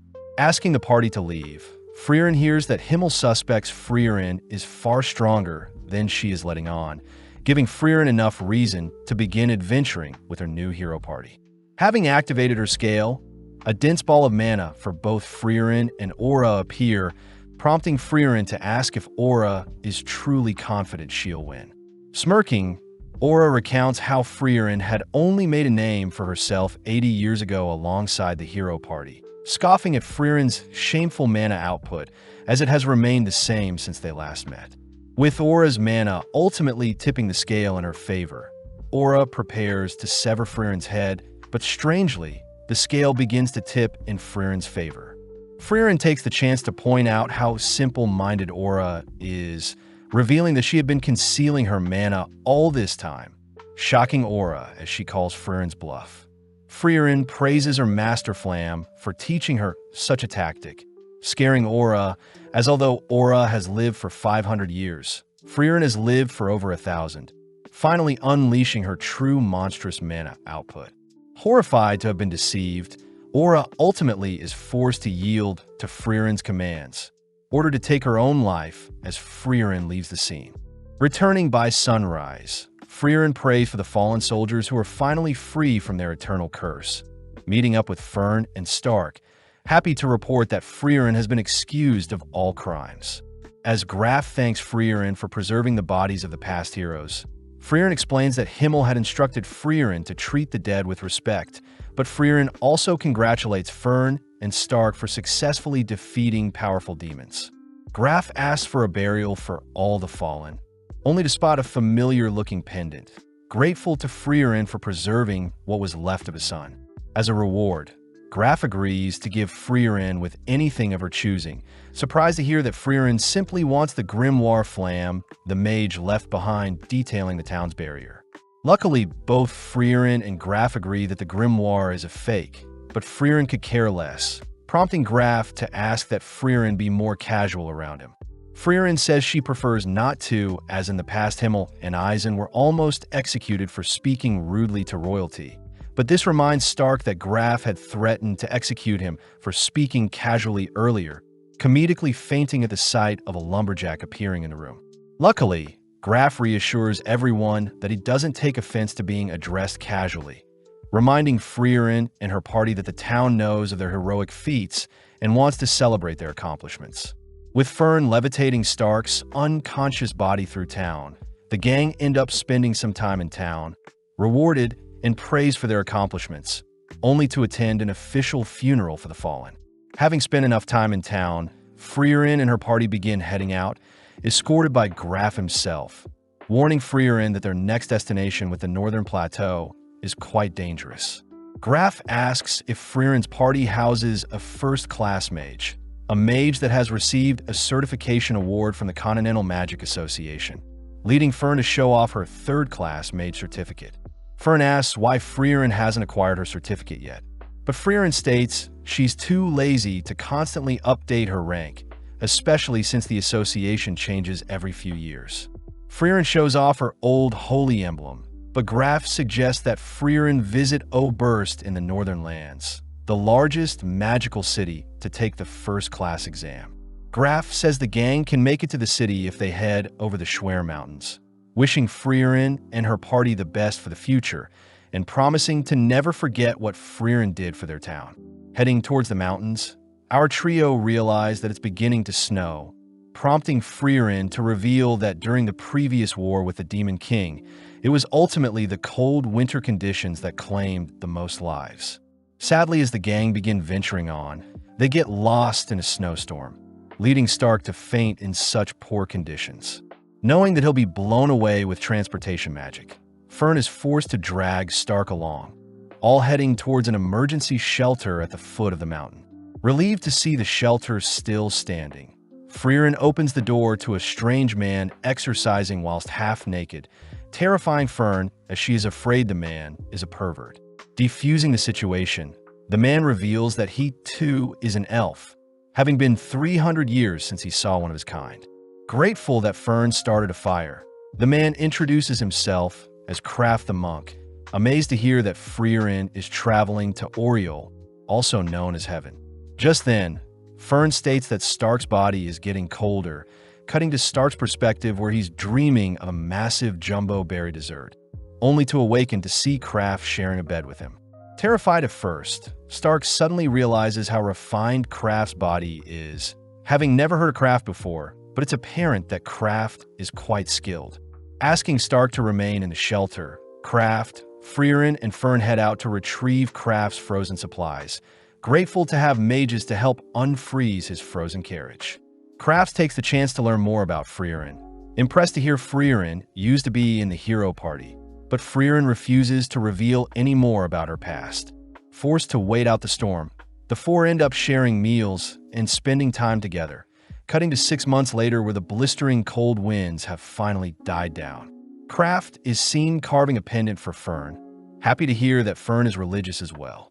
Freeren asks why Kraft believes the world has a god, especially since the god of creation hasn't shown herself ever, but Kraft says he used to be a non-believer as well. Sadly, when all the people that once knew Kraft had passed away, Kraft had left his faith in the hands of God, reminding Freeren that once someone passes away, their legacy will be sealed. Therefore, Kraft asks that Freeren open up about her past. That way he can pray for her if she ever disappears. Flashing back, we see Himmel and Eisen playing with the orphans of a newly opened village. But off to the side, Freeren voices how surprised she was when she heard Hyder funded the orphans' reconstruction himself. Amused, Hyder reveals that he too was an orphan, asking to learn more about Freeren's past. That way he can pray for Freeren's future. Freeren sadly refuses to share anything, believing that her life has been very boring. But Hyder reveals that he knows Freeren has been concealing her mana permanently, something Hyder knows only exceptional mages are capable of. Hyder adds that he wants to learn more about Freeren, in case he has a mage daughter, putting a smile on Freeren's face as she tells Kraft that she already has someone that has prayed for her. Relieved to hear so, Kraft prays that Freeren reunite with her friends in heaven, heading off as Kraft states that Freeren and himself will hopefully meet in the next few centuries, officially parting ways. Trudging through the piles of snow, Freeren ends up falling asleep, worrying Fern as she wonders if she should allow Stark to carry her precious master. In Freeren's dream, she remembers the time when herself and the hero party first set out, annoyed to have only received 10 copper coins to kickstart their adventure. Motivated to earn lots of money through their adventures, Himmel unsheathes his hero's blade, but sadly Hyder says the blade is a replica. Himmel had received the replica from saving a merchant and decided to become a true hero when a young Hyder accused Himmel of only ever being a fake hero. With Himmel declaring that he'll one day acquire the real hero's sword, Freeren suddenly awakens from her dream, instructing Fern to head north towards a nearby village. Seeing as Freeren is still unable to walk, Fern soldiers on with Freeren on her back, refusing to allow Stark to carry Freeren. Seeing as the storm has died down, the gang arrive at the nearby village of the sword, greeted by the 49th village head, someone that is younger than expected. The chief mentions how unfortunate that a nearby cabin was destroyed, most likely due to the lord of the cabin. But Stark recognizes the village as the location that used to protect the hero's sword. Stark remembers that there was a sword that remained in a stone for centuries, up until Himmel himself drew the sword, a blade that would only accept a true hero. Heading to warm up in a nearby cabin, the chief cries that Freeren was meant to check on them every 50 years, but Freeren reasons that a checkup every 80 years would be fine as well. Seeing as the town is in dire need of monster extermination, the gang head out the next day, slaying some nearby snow beasts. Fern wonders why the village didn't hire any adventurers to help with the extermination, but Freeren utters that it's due to Himmel being the hero, prompting Stark to leap onto a pack of monsters gathered at the front of the cave, shocked to discover what is inside. Before Stark can ask Freeren about what is in the cave, the Lord appears from the snow, squashing Stark, but Freeren realizes that the Lord has gotten weaker over the years. Before the Lord can attack Freeren, Stark appears, severing one of the creature's arms, prompting Fern to cast a barrier to protect Freeren from the creature's second claw. Pleased by her students' attacks, Freeren decimates the Lord with one single spell, fulfilling her duties. Heading over to Stark, Stark asks to know why the hero's sword is still in the stone, but Freeren utters that the sword's aura is attracting the monsters, but a barrier is protecting the monsters from claiming the sword. Seeing as Stark is more curious as to why the sword is still here, Freeren gets permission from the chief to tell the truth, revealing that Himmel actually failed to draw the sword from the stone. Even after failing, Himmel promised to slay the Demon King, fulfilling his promise and ultimately became a true hero, even without the magical sword. Fern wonders why people would lie about Himmel retrieving the sword, but Freeren reminds everyone that a hero doesn't need embarrassing stories staining their legacy, and is meant to be a pillar to shape and inspire future generations. As everyone leaves the scene, Stark can't help but stare at the blade, suddenly remembering a flashback, only to cut to later that day where the gang prepare to depart, promising to return in 50 years' time. Deciding to head to a more thriving village, Freeren gives everyone permission to do as they please after checking in, leading Fern to invite Freeren to go shopping with her, but Freeren declines, wanting to spend the day reading her grimoire. Out of nowhere, Freeren suddenly remembers today is Stark's 18th birthday, shocking Fern as she hasn't thought of what present to get Stark. Fern is curious if Freeren has prepared something for Stark, making Freeren gleefully rush towards her suitcase, unveiling a potion that dissolves clothing, an item that Freeren learned men would love. Annoyed, Fern dumps the potion all over Freeren, storming off at how disgusting Freeren's present was. But now left alone, Freeren wonders what present to get Stark now. Reaching for a ring, Freeren wonders if Stark is worthy of such an item, but instead retrieves a piece of paper with some writing. Following Fern, she decides to gather intel on Stark's likes and dislikes. But upon discovering that Stark is not in his room, Fern goes out in search of him. Asking around, Fern is surprised to hear Stark has already been helping out the villagers, ultimately locating Stark gazing out into the view. Relieved to see Stark is so mature, Fern slowly approaches Stark but freezes upon hearing Stark admire the breast and turd-shaped clouds. Calling out to Stark, Fern glares at Stark for being so childish, but asks if Stark would like to go on a walk with her. Seeing Fern so quiet, Stark wonders what he may have done to upset her, but Fern begins panicking, wondering how she can find a gift for Stark without being suspicious. Not wanting to stress too much, Fern simply asks what Stark would like for his birthday, but gets irritated seeing Stark so confused as to why Fern is willing to get him a birthday present. Annoyed, Fern storms off, but is shocked to hear that Stark never received a present from Eisen nor his family, as Stark says they didn't care about him. Stark reveals that his family was a group of warriors, flashing back to when Stark's father scolded the village warriors for being so weak, asking them to be more like Stoltz, uninjured and cold-blooded. Stark's father reminds Stoltz that he's the strongest in the village, compared to Stark, who has no talent and hasn't even slayed a monster yet. Even though his father didn't want Stoltz around Stark, Stoltz chose to spend time and train Stark.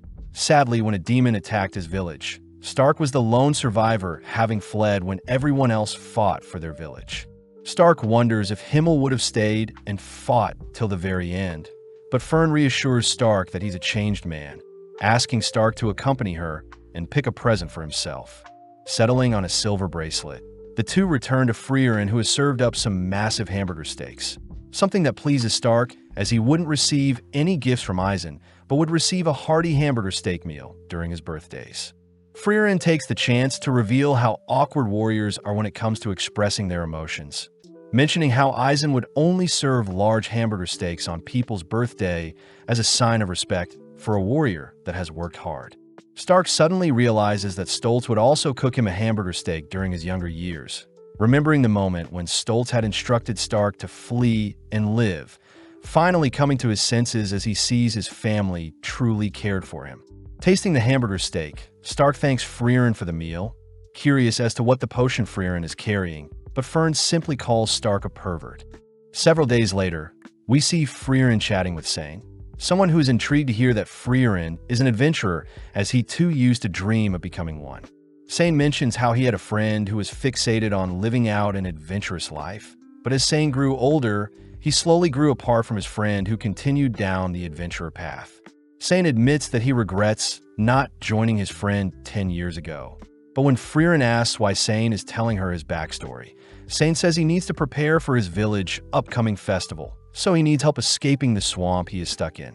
Contemplating if she should help save Sane, Freeren fears that she'll get dirty in the process. But as Fern joins them, the girls help Sane out and end up escorting him back to his village. Grateful for the help, Sane offers to guide Freeren and the gang around town. But Freeren says they need to head to a bigger town to restock supplies. With the gang departing, Sane warns the gang to beware of venomous creatures. But not even a few minutes later, Stark is unfortunately bitten by a venomous creature whilst trying to pick some fruits. Immediately bleeding from the nose, Freeren tries to identify the poison, but admits that she doesn't have any spells to do so. Seeing as Fern can't use her flying magic for too long, Freeren reasons that they'll head back to the small village, but Stark says he doesn't feel weak whatsoever. Freeren does mention that Eisen used to brush off various poisonous arrows all the time, but upon hearing that 20% of adventurers pass away due to poison, Freeren and Fern rush Stark to the nearby village. Having made it to a nearby church, the father of the church sadly reports that he can't save Stark, calling out to see if his brother could help. Revealed to be the man from earlier, Sane recognizes Freeren and her party, instantly curing Stark of his poison. Having returned the favor for rescuing him earlier, Sane heads out to help out at the plaza, but Freeren is curious as to who Sane is. Freeren notes how Sane's brother has been recognized as an outstanding priest by the royal capital and given a necklace to prove so. And even he couldn't cure Stark's poison, but for some reason Sane nonchalantly could. Sane's brother recognizes Sane to be a genius, revealing that he knows about Freeren, having been gifted the necklace by Hyder himself. Sane's brother notes how Sane's spark has left him ever since he became a priest, but wanting Sane to live a more fulfilling life. Sane's brother asks if Freeren would be willing to take Sane on their adventures. Having a team meeting, Stark is all for having a priest accompany them, but seeing as Freeren and Fern are hesitant on the idea, Stark takes matters into his own hands, heading to invite Sane to their party. Upon heading downstairs, Stark spots Sane indulging in some alcohol, smoking, and gambling. Ironic since Sane is meant to be a pure priest, but Sane gets intrigued hearing Stark invite him on their adventures, agreeing to join Freeren's party if Stark can beat him at gambling. As Freeren enjoys her nap, Fern suddenly wakes Freeren up, having heard Stark cry for help. But as they rush outside, they spot a naked Stark along with a naked Sane, both robbed of their belongings by some elders in the village. Sane takes the chance to refuse Stark's offer to join Freeren's party, knowing that it's already too late for someone like him.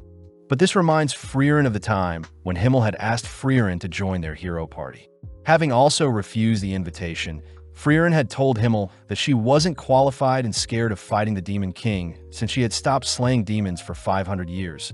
But remembering Himmel's words, Freeren orders Sane that he still has the choice to change his future. With Sane still refusing to join, Freeren admits that she despises Sane, but that is also the reason why Freeren will be forcing Sane to join them. At the same time, Fern manages to retrieve the boys' items from the elders, returning Stark and Sane's items, only to storm off. Having another meeting, Fern voices how disgusting it is that people gamble, but Freeren does admit that Sane has the chops to become an adventurer. Spending some more time in town, our trio helps set up for the Harvest Festival, spending more time with Sane, all whilst he thinks about how Freeren and her party really resemble his adventurer friend. Sane thinks about how his friend had promised to return 7 years ago. But as Freeren and her party ask Sane's brother for what may convince Sane to join them, Sane's brother does mention how Sane prefers older women. Spotting Sane nearby, Freeren announces herself as an older woman, having lived over 1,000 years, but Sane states that Freeren's features don't attract him whatsoever. Having no choice, Freeren unveils her secret seduction technique, blowing a kiss for Sane, but Sane gets weirded out.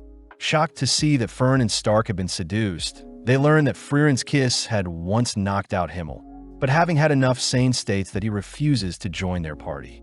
Freeren tries bringing up Sane's friend as a way to convince Sane, but Sane states that his friend is probably dead by now, having gone missing for 10 years already.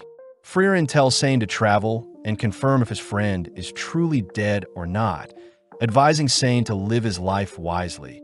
That way he won't have any more regrets. Sadly, Sane reveals the final reason he can't leave the village is because he doesn't want to leave his older brother. Sane mentions how he overheard his brother's conversation with Hyder, having been offered a position for Sane and his brother to move to the holy capital, but Sane's brother had refused as he didn't want to leave the village their deceased parents raised them in. Since Sane's brother refuses to leave the village, Sane states that he won't as well, but hearing how Sane truly feels, Sane's brother slaps Sane, reminding Sane to chase after his dreams and live a life with no regrets. That evening, whilst our trio are fishing, Sane reports to Freeren that he's patched things up with his brother, agreeing to go on an adventure and search for his friend. But this means that Sane will only accompany our trio for a fraction of their journey. With a final goodbye to his brother and his village, Sane agrees to live the rest of his life without regret, officially joining Freeren and her party on their journey.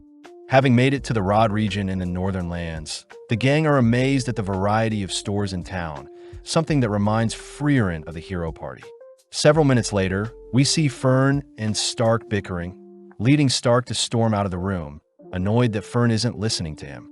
Wondering what all the commotion is about, Sane learns Fern is annoyed Stark didn't get her a birthday present, but Sane reveals that he too didn't get Fern a birthday present. Refusing to hear Sane's yapping, Fern begins kicking Sane, forcing Sane to promise to get Fern a gift. Before Sane leaves, he advises Fern to make things up with Stark, something Freeren agrees with. Heading out, Fern spots Stark admiring the bracelet she got him, but Fern is unable to approach Stark after what she did. At the same time, we see Sane eyeing a pouch with a butterfly, only for Fern to appear, complimenting Sane on knowing what she likes. When Sane asks if Fern has apologized to Stark, Fern admits that she couldn't, but Sane deduces that Fern doesn't hate Stark, but that she actually doesn't know how to speak with boys her age. When Sane asks Fern to pick a gift for herself, Fern refuses, making Sane smile as he chooses a pouch for Fern. Sane reminds Fern that Stark isn't the smartest person in the world. Plus, it was a joint effort when Fern bought Stark a gift on his birthday. Seeing Fern slowly realize she was in the wrong for lashing out earlier, Sane hands Fern her gift, advising Fern to go pick a gift with Stark for her birthday, and that Stark will only know how she feels if she tells Stark outright. Grateful for the advice, Fern starts by apologizing to Sane for kicking him earlier, only to head to Stark's location before sundown. Before Fern can say anything, Stark admits that he wanted to buy a gift with Fern since he didn't know what she would like, amusing Fern as she apologizes for being too harsh earlier. With both heading out to search for a gift together, we see Freeren spying on the two, caught by Sane, who is jealous that Stark and Fern can afford to argue as the older people get. They tend to avoid conflict at all costs. Sane wonders how Freeren has been able to deal with the two kids up until now. But he realizes that Freeren herself acts like a kid, explaining why Fern went to him for advice instead of Freeren herself. Freeren mentions how Fern was raised by Hyder, a priest just like Sane, but Sane refuses to be compared to such a great priest like Hyder. Freeren reassures Sane that Hyder was as corrupt as they come, always drinking, picky with his food, and even lying quite often. Surprised, Sane says he always saw Hyder as the ideal man, reminding Freeren of a deep conversation with Hyder. Freeren had asked why Hyder seemed different from his hero party days. Learning that ever since Hyder had finished his younger years of life, he began pretending to be an ideal adult. That way younger people could depend on him, especially Fern. Hearing this, Freeren asks who Hyder can depend on then, but upon hearing that Hyder has always been depending on the goddess, Freeren offers to praise Hyder for the rest of his years, only to pat Hyder on the head. In the present, Freeren pats Sane on the head, praising Sane for his mature thinking, but Sane gets annoyed, all while Stark and Fern settle on a bracelet for Fern's birthday gift. Now in the Bandwoods, Freeren thanks the carriage driver for giving them a lift, learning that the driver is a merchant that owns an accessory store in the nearby town. Impressed by the merchant's sale tactics, Freeren suggests that Fern visit the store later, but suddenly spots the bracelet Stark bought for Fern, flustering Fern. Freeren utters that Himmel had once bought her a ring with a similar design, but upon digging up the ring, the carriage suddenly violently shakes. Having been snatched up by a massive bird, the gang wonder how they should proceed, with Stark suggesting they take out the bird and Freeren levitate the carriage afterwards. Sadly, Freeren reveals that flying magic was only discovered 40 years ago and that the humans had stolen the flying technique from demons, meaning most flying magic can only be briefly used on objects smaller than a human. Freeren suggests that she fly away with the merchant, Fern fly away with Sane, and Stark leap out of the carriage. But Stark reminds Freeren that he is a human, disappointing Freeren as she remembers Eisen would easily tank any free falls. Fern suggests that they levitate the carriage right before it hits the ground, and seeing as the bird is preparing to slam the carriage into the ground, Freeren leaps outside, instantly slaying the creature. As the carriage begins to free fall, Freeren manages to save everyone, but everything is still damaged. Having healed the horse, the gang begin repairing the destroyed carriage the next day, but Freeren is more concerned that she lost a ring. Elsewhere, the others begin preparing some food, all wondering why it has gotten warmer recently. But Sane takes the chance to praise Stark for dedicating 3 hours to find a gift Fern would like. Although Fern can overhear the boys' conversation, she is happy that Stark is proud of the choice as well. But Sane reveals that the design on the bracelet is a mirrored lotus representing eternal love. Flustered, Stark apologizes for the weird gift, but Fern could care less, more annoyed at Sane for instigating things. As the gang continue spending time in the forest, they work together to repair the carriage whilst hunting and sharing meals together. At night, Freeren would spend time searching for a lost item, and by day, the gang continued to repair the carriage. But one day, Fern asks why Freeren has been venturing off at night. Upon hearing that Freeren had lost the ring Himmel had given her, Fern quickly helps to search for it. But Freeren says she doesn't want to waste time. Fern refuses to accept such a decision, mentioning how the lotus on the ring means eternal love, but Freeren doubts Himmel knew that when he gifted it to her. Upon telling the others about the lost ring, the merchant actually reveals that he has a spell for finding lost jewelry and accessories, as most people in town would often lose their valuables. Pleased, Freeren puts the spell to work, remembering the moment when Himmel had asked Freeren to pick out a gift for slaying the Demon King. Upon seeing that Freeren had chosen the lotus ring, Himmel smirks, getting down on one knee only to place the ring on Freeren's fingers, as if he was proposing. Having found the item, Freeren is relieved that she didn't give up on the search, but is more curious as to why Stark had given Fern a lotus-designed bracelet as well. Moving on to the Lob Hills, Fern is seen exhausted, collapsing onto Freeren, but this makes Sane wonder how long Fern and Freeren have known each other. Fern utters that it's been 4 years, and Stark adds that he's been with everyone for 1 year. But as the gang continue on their journey, Sane mentions how their party lacks something. Freeren says they have a frontliner, 2 mages, and a priest, making Fern suggest they need a thief to help deal with the mimic chest that Freeren keeps getting caught in. Sane suggests that they add a mature older lady, but as the gang enter the next village, they're all horrified to see everyone is unconscious. Inspecting the bodies, The gang confirm that everyone is simply asleep, something Freeren recognizes as a curse. Freeren explains that curses are spells cast by monsters and demons, with the most well-known ones being turning people into stone and putting them to sleep, magic that humans aren't able to unravel. Luckily, priests draw their magic from the goddess, and it's the role of the clergy to unravel such spells, meaning Sane may be able to identify and break said curse. As the gang gives Sane some room to assess the situation, Stark asks what's so special about magic from the goddess. Learning that the goddess's magic are recorded in holy scriptures, and just like demon magic, only the owners can read and interpret such magic. Additionally, those able to read and learn the goddess's magic are naturally blessed with protection from curses, making priests a natural counter to curses. Heading outside, Freeren admits that even magic is unable to detect curses, but just then Sane reports that he's detected the source of said curse and that it'll be faster to defeat the monster inflicting said curse.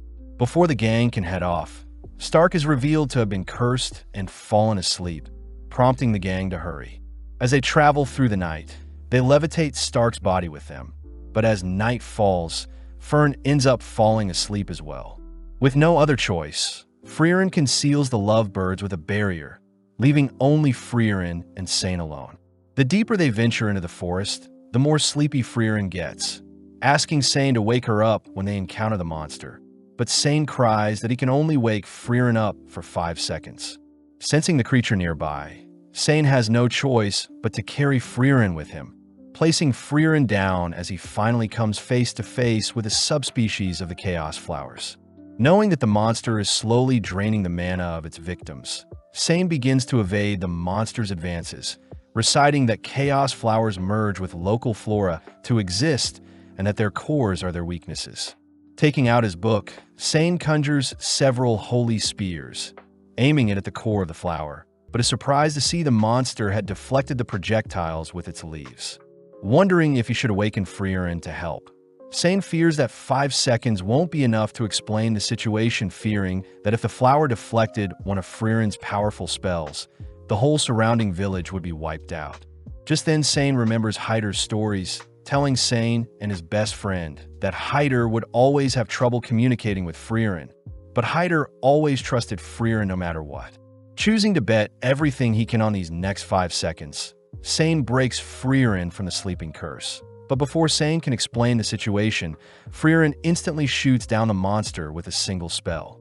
The next morning, Stark awakens next to Fern, all heading back to the village, only to be praised for saving them. As the gang head off, Sane admits how amazing Freeren was, having known instantly what type of monster it was and how to defeat it. Freeren takes the chance to praise Sane for trusting her, finally making it to the halfway point of Vorig, where their next goal is Oberst. Out of nowhere, a noble appears, inspecting and praising Stark's body only to take the four to his mansion. Recognizing the noble as Lord Ordin, Freeren asks that Ordin not do as he pleases, revealing that she knows the Ordin family is one of the 3 great families in the Northern Land, and that Ordin's grandfather was impulsive like Ordin himself. Seeing as Ordin is quite stubborn, Freeren attempts to leave, but upon hearing that they are low on funds, Freeren agrees to hear what Ordin is offering. As they walk through the mansion, Ordin asks where Stark is from, but upon hearing that Stark is a warrior from the Klee region, Ordin reveals that his family originates from the same village. Showing a picture of his son, Wirt, Ordin says that Stark looks exactly like Wirt, the heir and hero of the city. When Freeren asks to know what Ordin wants, Ordin reveals that his son had passed away whilst fighting a demon, giving his life to ensure the demon was defeated. Ordin says only Gable the butler and a few others know of Wirt's death, and that he would like Stark to stall and keep up the town's morale as they rebuild their city's army. Ordin states that there will be a party 3 months from today that he wants Stark to attend, offering to pay Freeren 10 straw gold coins and any grimoire of her choosing if Stark accepts. With no other choice, Gable begins teaching Stark the proper etiquette, all while Sane drinks out and the girls enjoy tasty snacks. One day, Fern spots Stark loitering around, exhausted from everything he has to remember, but caught off guard when Stark shows Fern what he's been practicing. With Fern weirded out, Stark heads to speak with Orden, wondering how Orden feels having only been 2 months since Wirt passed away. Orden mentions how he already planned a replacement, but Stark looks closer to Wirt, admitting that he doesn't like pretending that his son is still alive. Heading outside, Orden introduces Mutt, his second son and new future heir, someone Orden doesn't believe is as great as Wirt, reminding Stark of his own family dynamic. Given a wooden sword, Orden asks Stark to demonstrate his strikes, but upon seeing Stark shake profusely, Orden asks Stark to be confident, reassuring Stark that he isn't so strict.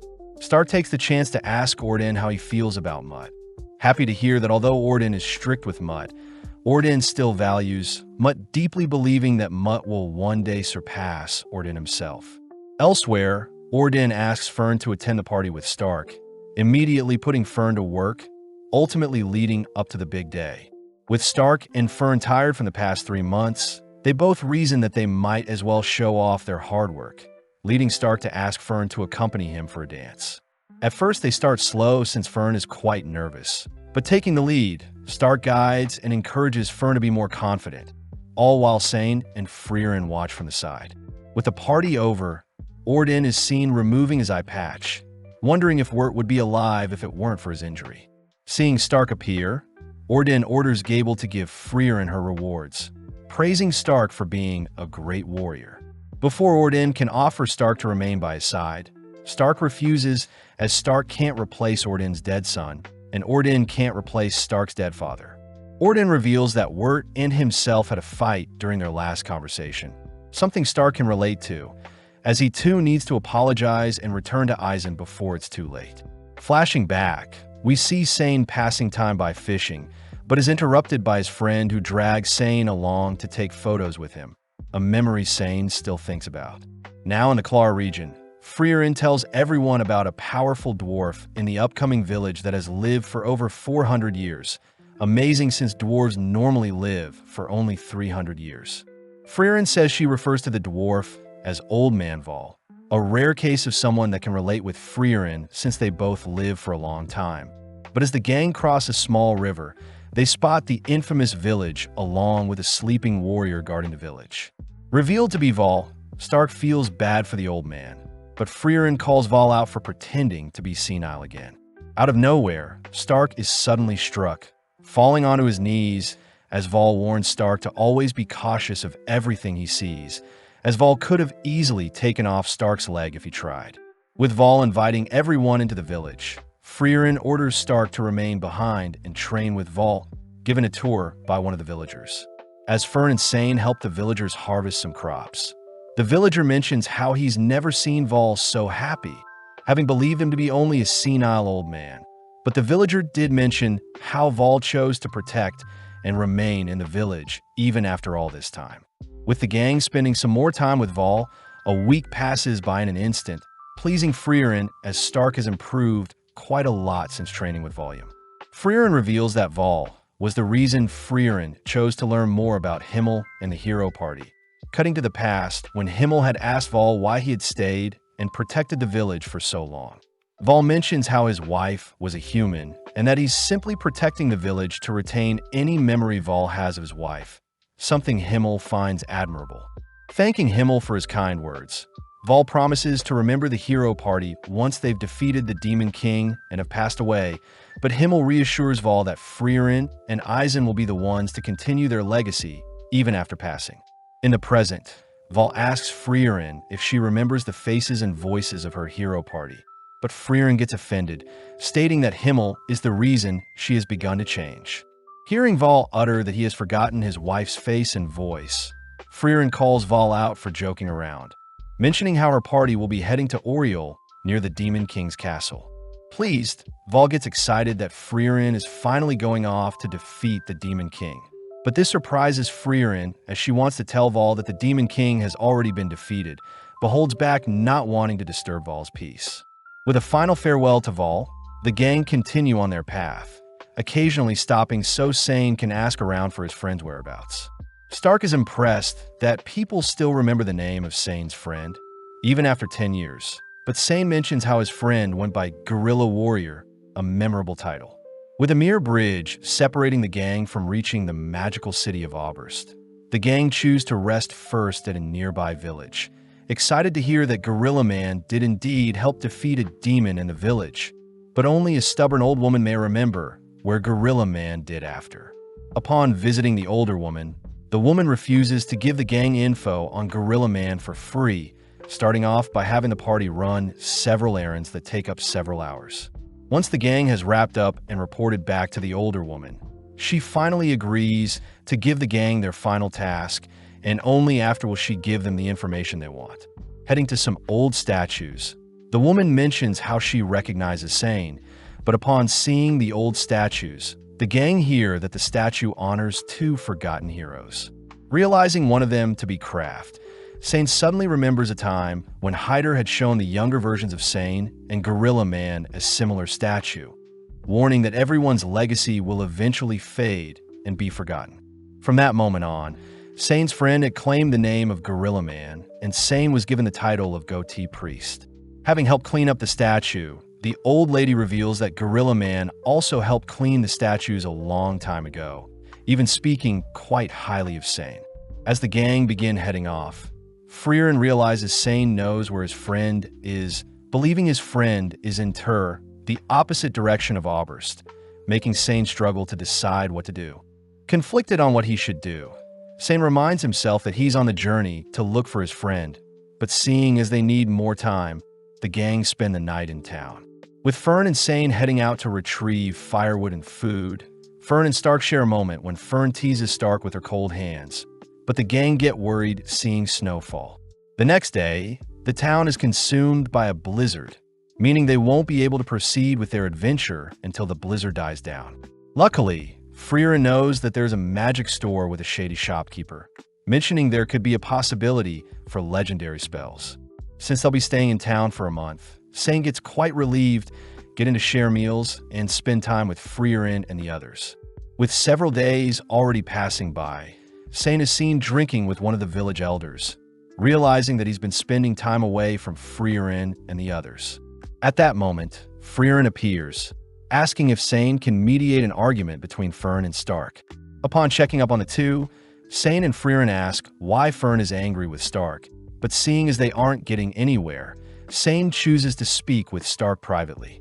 Stark reveals that he was simply paying Fern back for the time when she placed her cold hands on Stark's face. But when he did it to Fern, Fern got mad at him. Seeing as Stark and Fern are having another simple disagreement, Sane asks Stark to simply apologize and tell Fern what his true intentions were. Up next, Sane speaks with Fern privately, relieved to hear that Fern doesn't hate Stark for what he did, but was simply frightened when Stark held Fern in place with his strong hand. With the two lovebirds making up, Freeren and Sane share a meal, prompting Sane to ask why Freeren invited him on the journey in the first place. Freeren reveals that Sane reminded Freeren of herself before she met Himmel and the hero party, simply giving Sane a reason to adventure and live life, just like how Himmel gave Freeren a reason to live. Grateful for the memories, Sane bids farewell the next morning as he plans to search for his friend, surprising Stark and Fern since the farewell was quite short. As our trio make it to the Offen mountain ranges, where Stark is tasked with hunting and gathering, but one day Stark discovers that Fern has caught a fever. Calling on Freeren to cure Fern, Freeren realizes that Sane had left behind some medicinal herbs, grateful as Freeren can identify the illness and cure Fern accordingly. Stark is surprised Freeren has a holy scripture of her own, managing to identify the illness as a simple cold, and it would make sense to head to a nearby village to get out of the cold. Upon confirming that there is an icicle cherry blossom tree nearby, Freeren chooses to hold Fern's hand, mentioning how Fern feels safe when her hand is held while she is sick. Embarrassed, Fern turns away, leading our duo to head out only for Freeren to tell Stark stories of when Fern was shorter than Freeren herself. After a long day of traveling and resting, the two make it to the base of the gorgeous cherry blossom tree, where the mushrooms at the base of the tree are their target.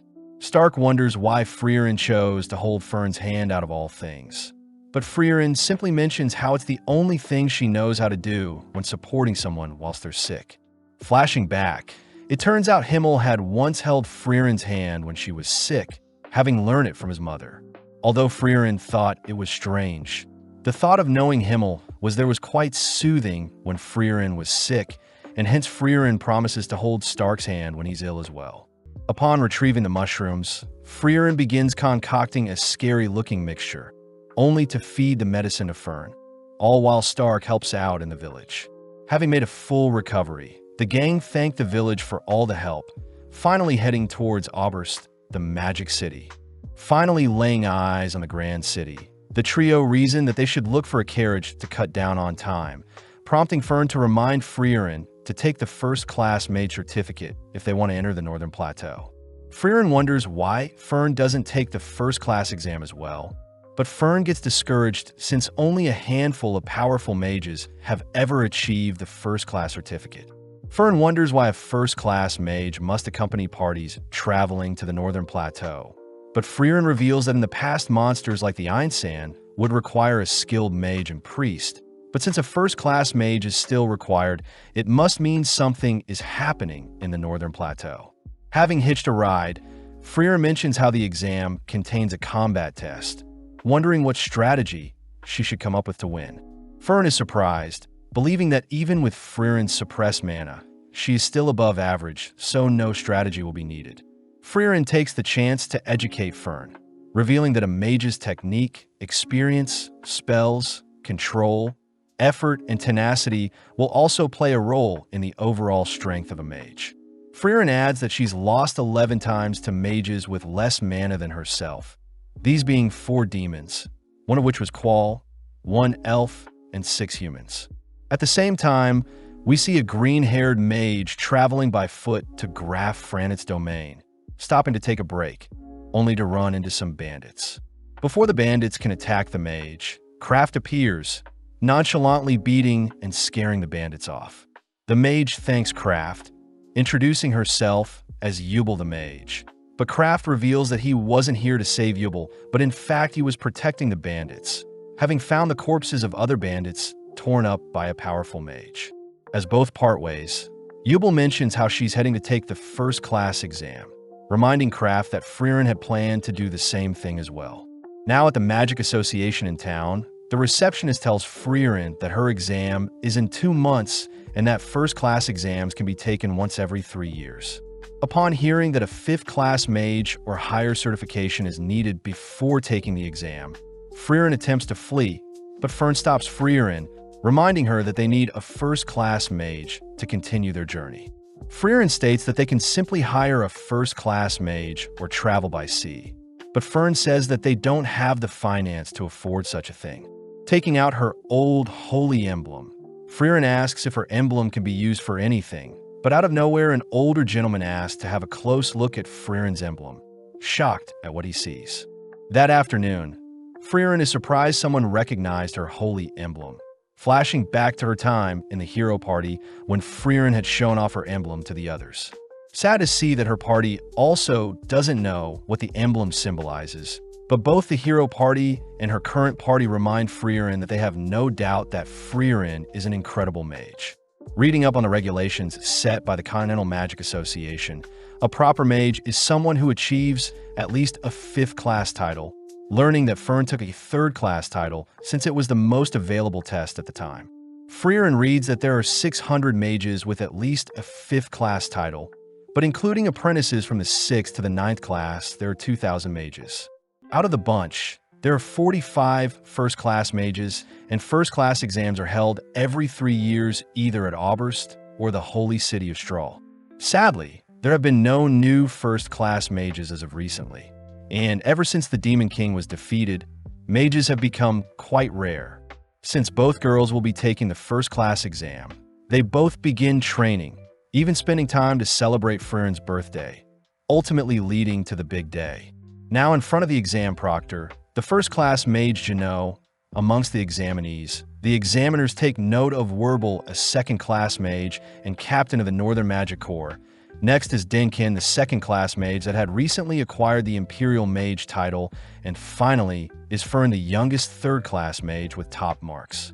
Looking around a bit more, the examiners also spot Yubel, a third-class mage who failed her recent second-class exam.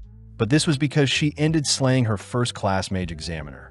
Additionally, the examiners noticed Freeren exuding a potent amount of mana, but just then Jeannot reveals that the 57 examinees present will be split into groups of 3 for their first test. With everyone given a magic bracelet, Freeren realizes that the bracelet needs to be infused with magic, allowing her to see the glow of her party members' bracelets. With Freeren stumbling upon her rowdy party members, Fern is also coincidentally partied up with Yubel, all heading to the first testing grounds.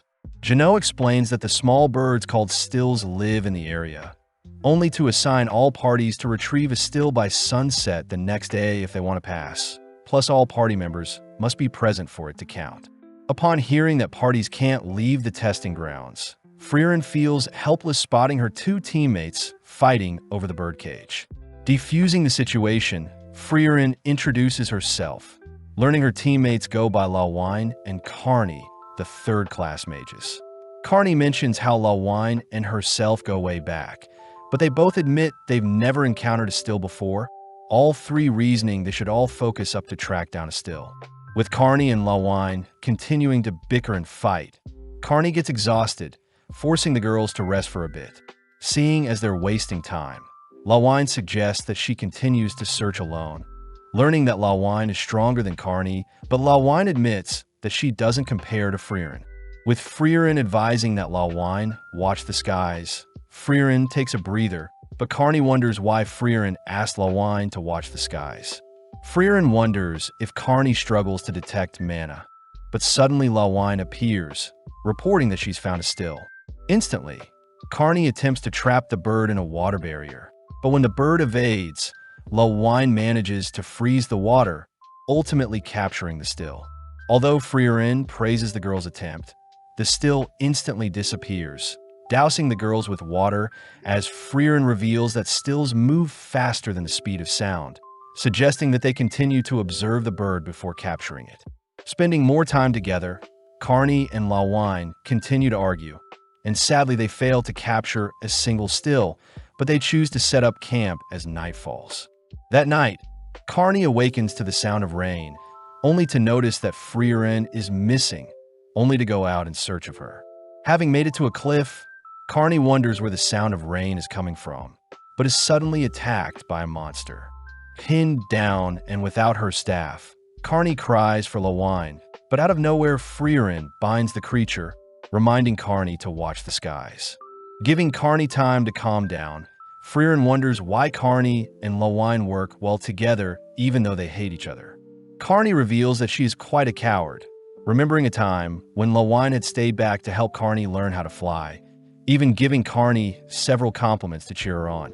When Carney still refused to fly, Lawine kicked Carney off the cliff, impressed that Carney learned to fly when it mattered the most. Freeren is happy to hear that Carney and Lawine appreciate each other after all, but is more intrigued to hear that Carney has come up with a plan to capture a still. Returning to the campsite, Freeren sits watch as the girls sleep, remembering a time when Eisen was shaking in fear, knowing that their hero party needed to face a dragon. Himmel apologizes as he thought an inspirational speech would help Eisen out, but when Himmel admitted that he was scared as well, Eisen thanked Himmel for being honest. Knowing that the dynamics for parties differ from case to case, with Freeren leaving to test something, we switch over to Fern's party, who had managed to capture a still for themselves. Seeing Fern relaxed, Fern's members remind Fern that other parties can still steal their still, asking that Fern prepare to fight other mages. The next morning, Freeren and her party go over what they know about the still. First, the creatures travel faster than the speed of sound. Next, the bird can break out of any normal restraints. Additionally, the creatures can detect mana and flee upon sensing danger. Lawine points out that they won't be able to detect the creature, since the stills don't have any mana. But Freeren points out how she was experimenting with a spell last night that could capture the creature. Freeren reveals the spell to be developed to specifically hunt down birds, the exact same spell Freeren used to bind the monster that attacked Carney last night. Lawine wonders why Freeren didn't mention the spell earlier, but Freeren reveals that the spell can only be cast 50 centimeters within range of the target, and unfortunately the closest they've gotten to a still is 3 meters. Freeren asks if the girls can possibly stop the bird with their magic, prompting both girls to suggest that their freezing and water spells could possibly temporarily restrain the bird, but it would be tough to get close without it sensing their mana. Suddenly realizing something, Freeren tells the girls her idea, intriguing the girls as they may have to fight with the other parties, but they commit since it's their only option. At the same time, Fern, Yubel, and Land all choose to hide in a cave, but upon running out of water, they all decide to replenish their water. But Yubel suddenly realizes that the ground they're walking on used to be a riverbed. Fern asks how powerful the barrier is, wondering if the barrier stopped the flow of water into the testing area. But Land points out that there is still a source of water in the middle of the testing area. Additionally, since the still won't survive without water, Fern's party agrees to search for smaller ponds nearby. But upon detecting a magic projectile nearby, Fern instantly conjures a barrier to defend. Unable to spot their foes, Fern continues to stall, all whilst Yubel fends off Werbel's advances. Land faces Sharf, and Fern faces Airy. Werbel takes the chance to praise Fern for reacting to his spell, but before the two parties can initiate their duel, a massive beam of light suddenly consumes the central lake. Lawine is revealed to be freezing the central entire lake, confusing the other parties as they fail to unfreeze the lake.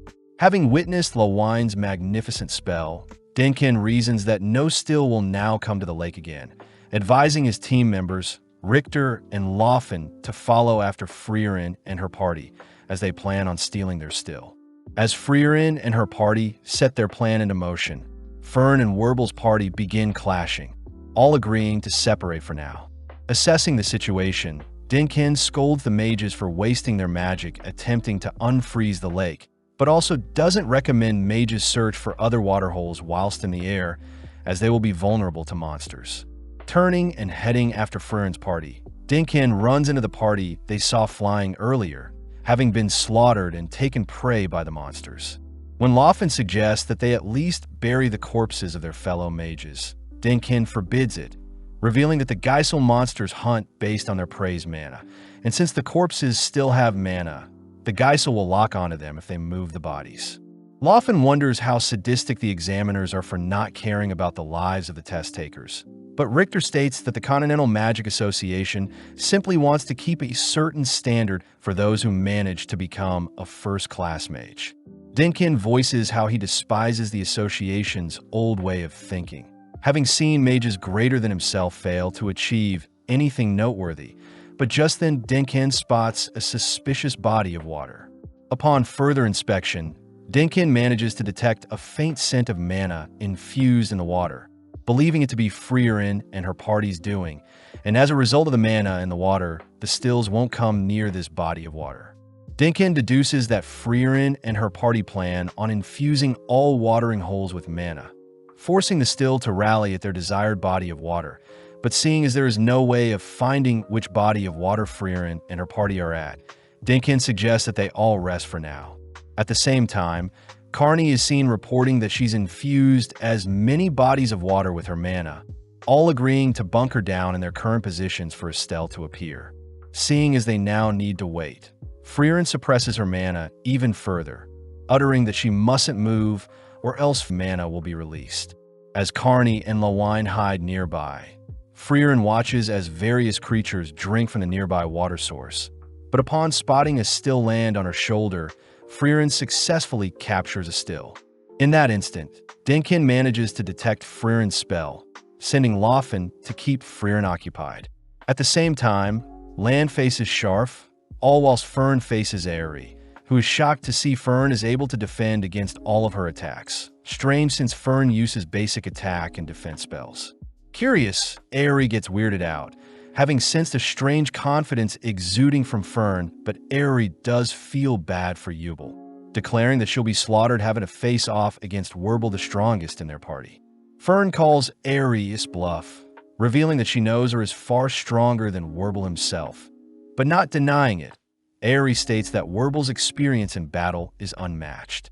Cutting to Werbel and Yubel's duel, Werble is forced to go on the defense, unable to detect Yubel's slashing attacks.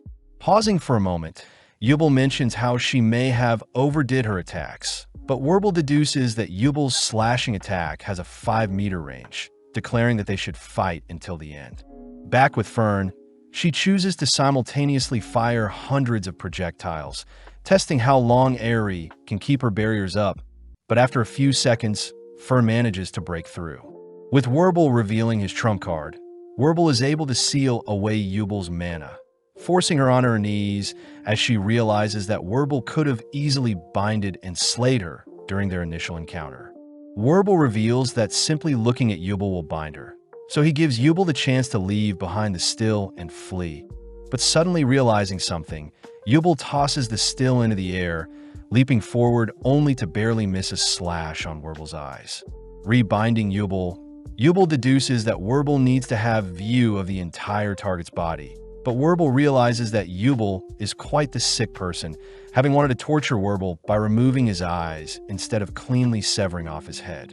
With no other choice, Werble prepares to slay Yubel here and now, but is intrigued hearing Yubel asking if Werble has ever slayed a child or mother. Playing along, Werble reveals that wars from where he comes from are quite messed up, as it wasn't too uncommon for children and mothers to be sent to war. Chatting for a bit longer, Yubel realizes that Werble's binding spell is a reflection of himself, as he doesn't like taking people's lives and prefers to bind them where he can. But before Werble can silence Yubel for good, Fern appears, ordering Werble to not move. Shocked, Werble notes how he couldn't sense Fern at all, deducing that Fern was the one to have captured the still for her party. Yubel notes how Werble also had a binding spell, but was just unlucky to have not stumbled across a still for himself. Demanding to know where Aerie is, Werble is shocked to learn that Fern killed her, making it now impossible for his party to finish the exam, as all party members must be alive and present to pass the exam. Unbinding Yubel, Werble heads off, allowing Yubel to praise Fern for lying. Cutting to Land and Sharf, Sharf manages to weave his projectiles through Land's barrier, landing a fatal blow on Land's dominant arm. Land admits that Sharf's ability to turn petals into metal is an amazing spell, but Land has already identified the spell's weakness, pissing Sharf off as he demands Land surrender. Scolding Sharf for not being able to detect mana, Land appears behind Sharf, revealed to have used cloning magic the moment the test began. Knocking Sharf out, we cut to Werble, who is relieved to see that Aerie is still alive, only knocked out due to mana exhaustion. Werble learns that Fern used basic offensive magic to defeat a prodigy like Aerie, terrified to imagine what type of monster Fern will be in the future. As Werble carries Aerie on his back, they head to Sharf's location, forcing Werble to levitate Sharf alongside them as they all hear rain hitting the outside of the dome. Aerie and Sharf apologize for losing, since now their party will fail, but Aerie takes the chance to thank Werble for saving her village from a demon in the past. Werble corrects Aerie, as he had begun slaying demons in the Northern Land for a girl he liked 29 years ago, having hoped she would return once he became stronger, but ironically Werble had already forgotten what she looked like. With Werble and his party making plans on what to do after the exam, Aerie offers to introduce Werble to her grandpa, who is a first-class mage, but suddenly Aerie points out a still in the trees. Instantly, Werble binds and captures the bird, grateful that his luck has finally turned around. At the same time, we spot Freeren and her party glaring at Laufen, all whilst Denkin observes Freeren from afar. In the blink of an eye, Laufen disappears, having stolen the still right from Freeren's palms, intriguing Freeren. Elsewhere, we see Examiner Sense scolding Jeannot for allowing so many promising mages to die, but Jeannot reminds Sense that only the most elite should be allowed the title of first-class mage. Sense mentions how the test revolves solely on luck, but Jeannot reminds Sense that luck is a skill as well, believing that in the remaining 3 hours for the test, things should get real interesting. Sense wonders who Jeannot thinks will pass the exam, annoyed to hear that Jeannot believes Denkin will pass, since Denkin only cares about power and money. Back with Freeren, we see Denkin and Richter reveal themselves, surprising Freeren as Loffin's Jilwar spell should have allowed her to move at a high speed and steal the still without further intervention. Unfortunately, Dinkin admits that Freeren would have easily been able to track down Loffin's pathing, revealing that he knows Freeren is the elf from the famous hero party. Richter states that he plans to kill one of Freeren's party members, but before Richter can cast anything, Dinkin orders Richter to stand down. Surprised, Richter wonders why a cold Imperial mage like Dinkin would be so reserved to killing, but Freeren and Dinkin both agree that the title of first-class mage isn't worth taking another's life. Pissed, Richter reminds everyone that more than 50 years ago, the founder of the Continental Magic Association, Ciri, appeared, promising to give anyone with the title of first-class mage any spell of their choosing. People have since then regarded Ciri as the closest thing to the goddess themselves. Therefore, mages must do whatever it takes in order to obtain the title of first-class mage, if they want their wish granted by Ciri. Hearing Richter once again declare that he'll slay one of the girls, Dinkin orders Richter to only place their enemies to sleep, prompting Richter to separate both parties with an earth spell, allowing Dinkin and Freeren to face each other. Flashing back, we see Flam take Freeren to meet with her master, Ciri. As Flam and Freeren kneel before Ciri, Ciri is impressed by her student as Flam had managed to acquire a powerful elf as a disciple, leading Ciri to grant Freeren any spell of her wish. Sadly, Freeren refuses, stating that she finds joy in searching for the spell. But this disappoints Ciri as Freeren lacks the ambition to prioritize growing stronger. Correcting Ciri, Flam states that Freeren will ultimately be the one to slay the Demon King. Confusing Ciri as such a feat isn't that impressive. Flam adds that Ciri yearns for a good battle, but Freeren yearns for peace. In the present, Richter slowly begins to march towards Carney and Lawine, but when Lawine attempts to freeze Richter, Richter simply continues marching. Firing several icicles, Richter simply blocks the projectiles with an earth wall, only to send pillars shooting from the ground towards Lawine, but Carney steps in to block the spell.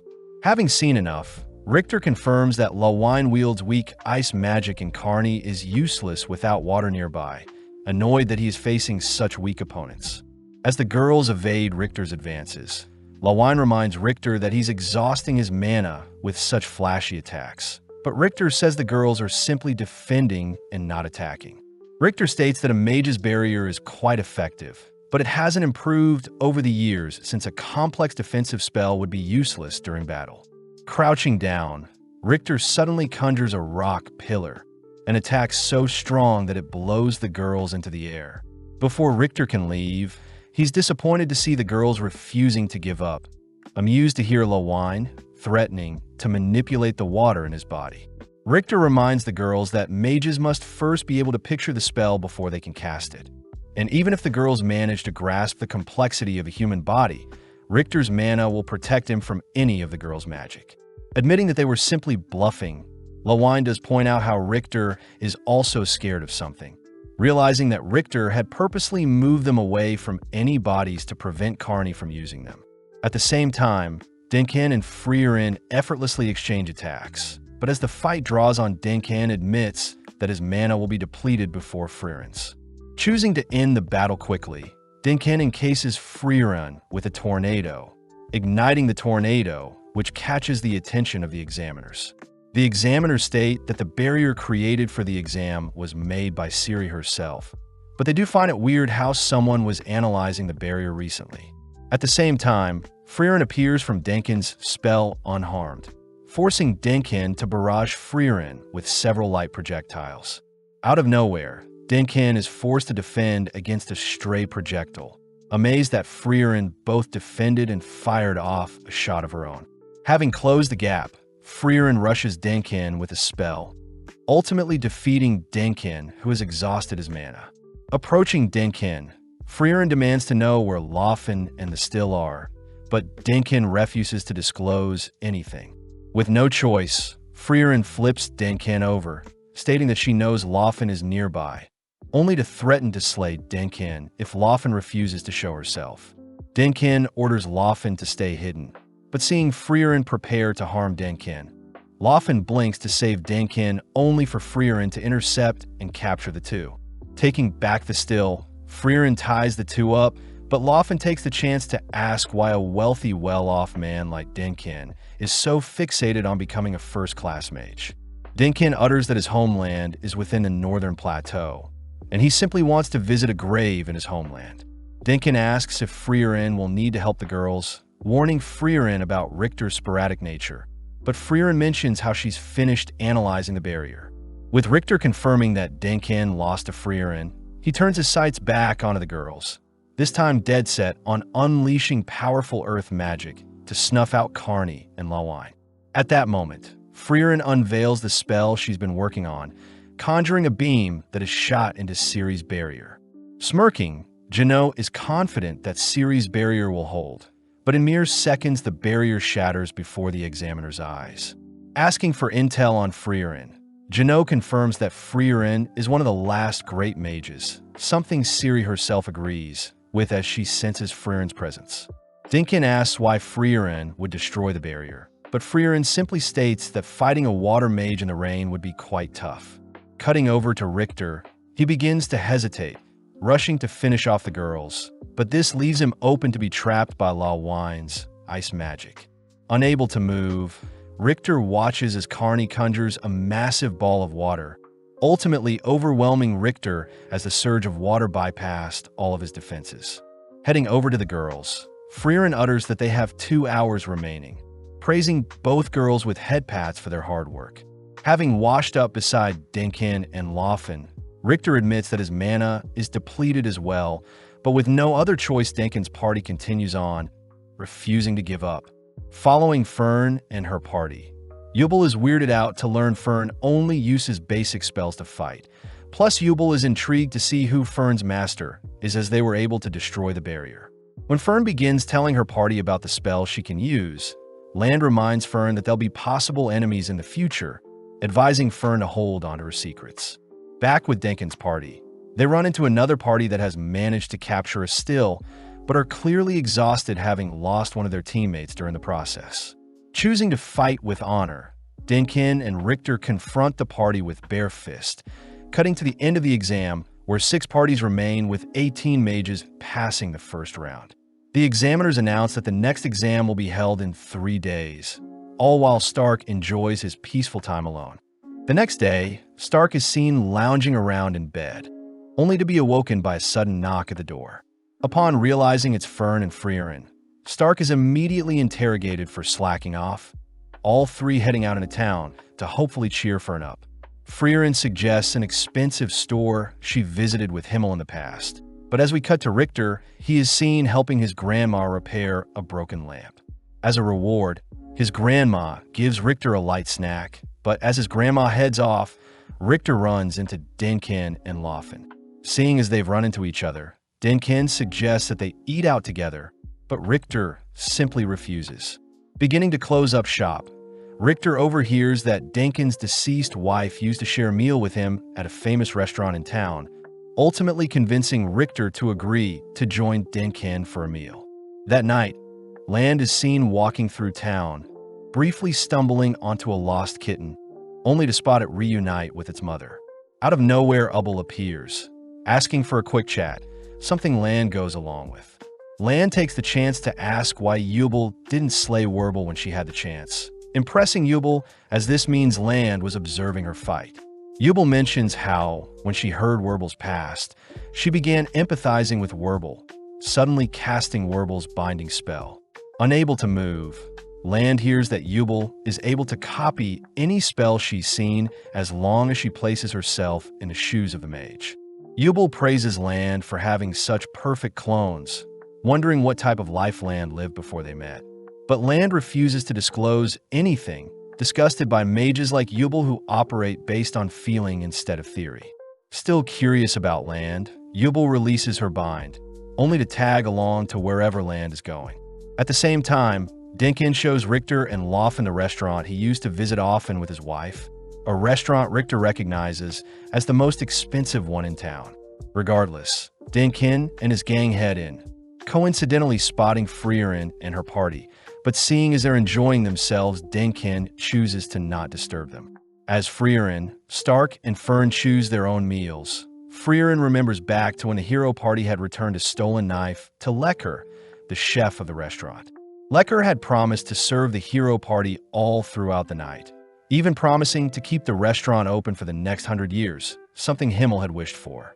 In the present, Freeren indulges on the same meal she had many years ago, disappointed that the flavor isn't the same, but regardless, it's still delicious. With Freeren's party, Dinkin's party, and even Land and Jubel dining in the same restaurant, they all head off for the night, cutting to the next morning when Stark is spending time with an old man. Coming to fetch Stark, Freeren learns that Stark randomly met the old man when he was training, but regardless, Freeren asks for Stark's help. Back in the inn, Fern is seen giving Freeren the silent treatment, annoyed that Freeren had overslept and forgot to buy groceries. Seeing as Freeren isn't able to resolve things with Fern, Stark tries to talk things over with Fern, but only hears that Fern wants snacks before they can talk. Elsewhere, we follow Carney waiting for someone, only to spot Werbel and Scharf heading through town, strangely stopping in front of a man only to declare the man is not fit to be a warrior. Just then, Lawine appears, apologizing for her dazzling outfit since her brothers, along with her mother, had chosen to spoil her with some gifts. Seeing the opportunity, Carney chooses to tease Lawine, but instead gets punished for doing so. Back with Freeren, she, along with Stark, attempts to buy snacks for Fern, accidentally running into Lawine and Carney, who join them on their shopping spree. Happy to hear that Freeren made more friends during the exam, Stark is suddenly stopped by Werbel, glad to have finally run into a competent warrior. Weirded out, Stark is recruited by Werbel to help slay a monster. But seeing as Fern and Freeren aren't against such a thing, Werbel drags Stark along with him. Back at the inn, Carney and Lawine give Freeren something, thanking Freeren for helping them pass the first exam. But this makes Freeren remember a chat she had with Himmel.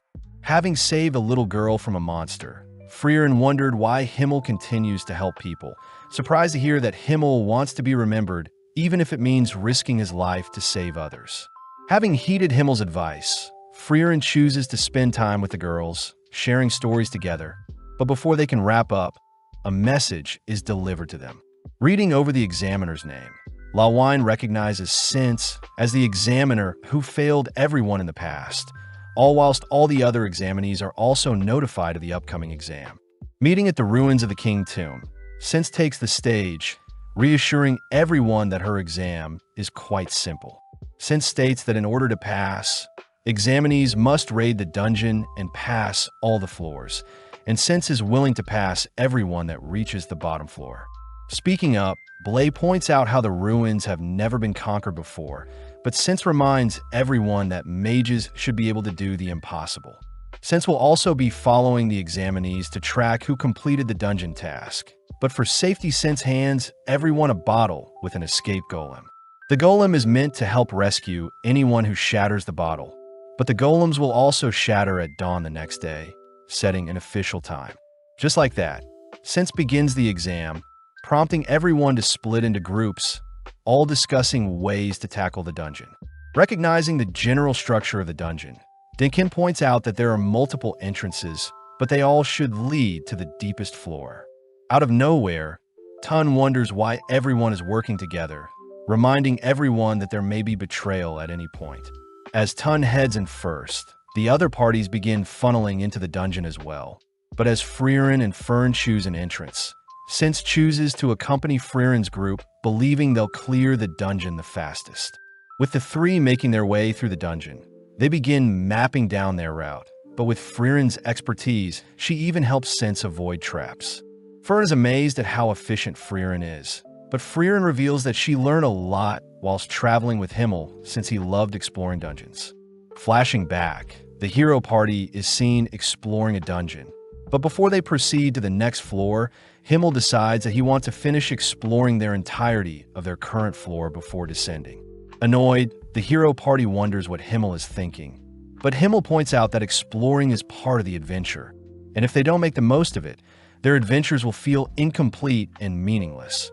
Back outside, we see Carney and Lawine finally heading into the dungeon, leaving Dinkin, Richter, Laufen, Method, and Lang.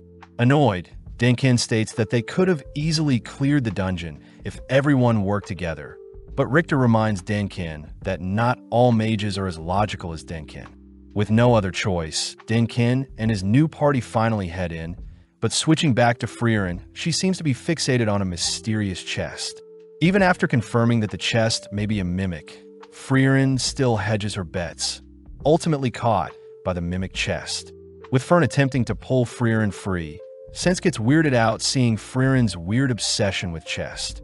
Elsewhere, Dinkin and his party identify a trap, all carefully walking around it only to spot the stain of a corpse where the trap was. Reaching a gate, Dinkin attempts to open the door with some magic, but accidentally triggers a trap, ultimately causing two gargoyle statues to lock onto the gang. Reacting quickly, Dinkin blocks and fires off a shot, tearing away at one of the monsters. But when it begins charging up a spell, Richter stalls it with an earth wall, buying enough time for Method to swiftly erect a barrier to halt its attack only to fire off a counterbeam of her own. At the same time, Laufen slams a second monster into the ground, but sadly the creature fires a beam that blasts Lang into a separate room, unluckily triggering a spike trap.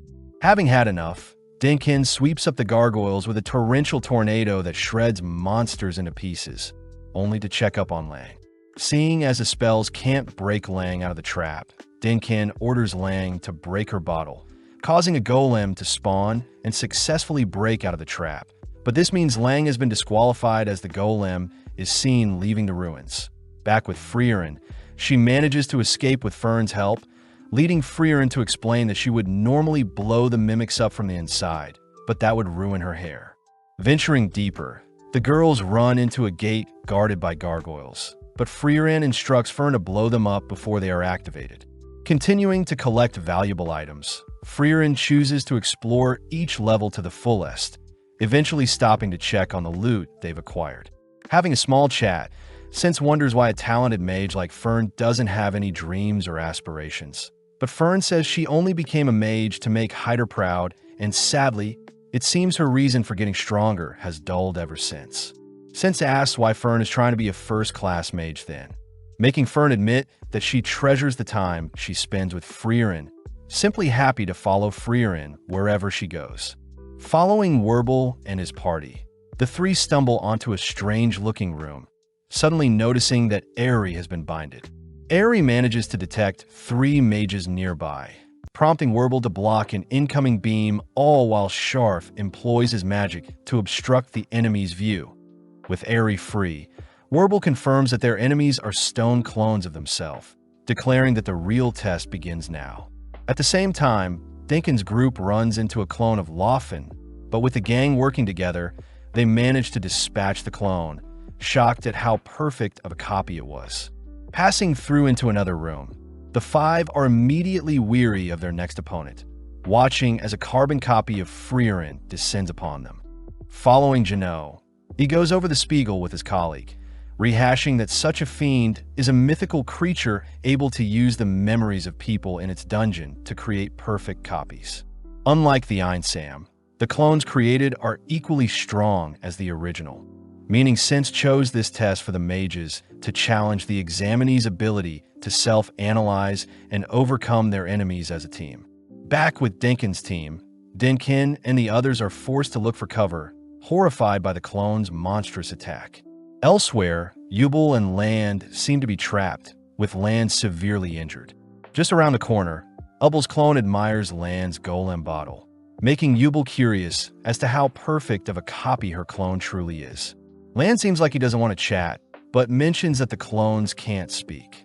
During their initial encounter, Ubel's clone dashed straight for Land's golem bottle, ignoring Land entirely, something Ubel admits she would have done as well. Land finds it messed up that the clone has cornered them, but still chooses to wait for them to make a move first. Something Ubel believes is because the clone enjoys seeing them suffer. Seeing as Land is beginning to bleed out, Ubel asks if Land is the real one, but upon hearing that Land isn't sure himself, Ubel hands Land her bottle. Surprised, Land refuses since Ubel needs it for herself, but seeing as there is no other option, Ubel prepares to retrieve Land's bottle.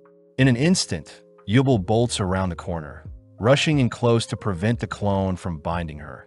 But with each exchange, the two are evenly matched. Knowing that the final decider will be down to luck, Yubel relentlessly charges forward, but sadly Yubel falls victim to her own binding spell. Before Yubel is slain, Land appears behind the clone, drawing away its attention, allowing Yubel to free herself and finish off the clone. But upon retrieving Land's bottle, Yubel confirms that the Land following her all along was a clone.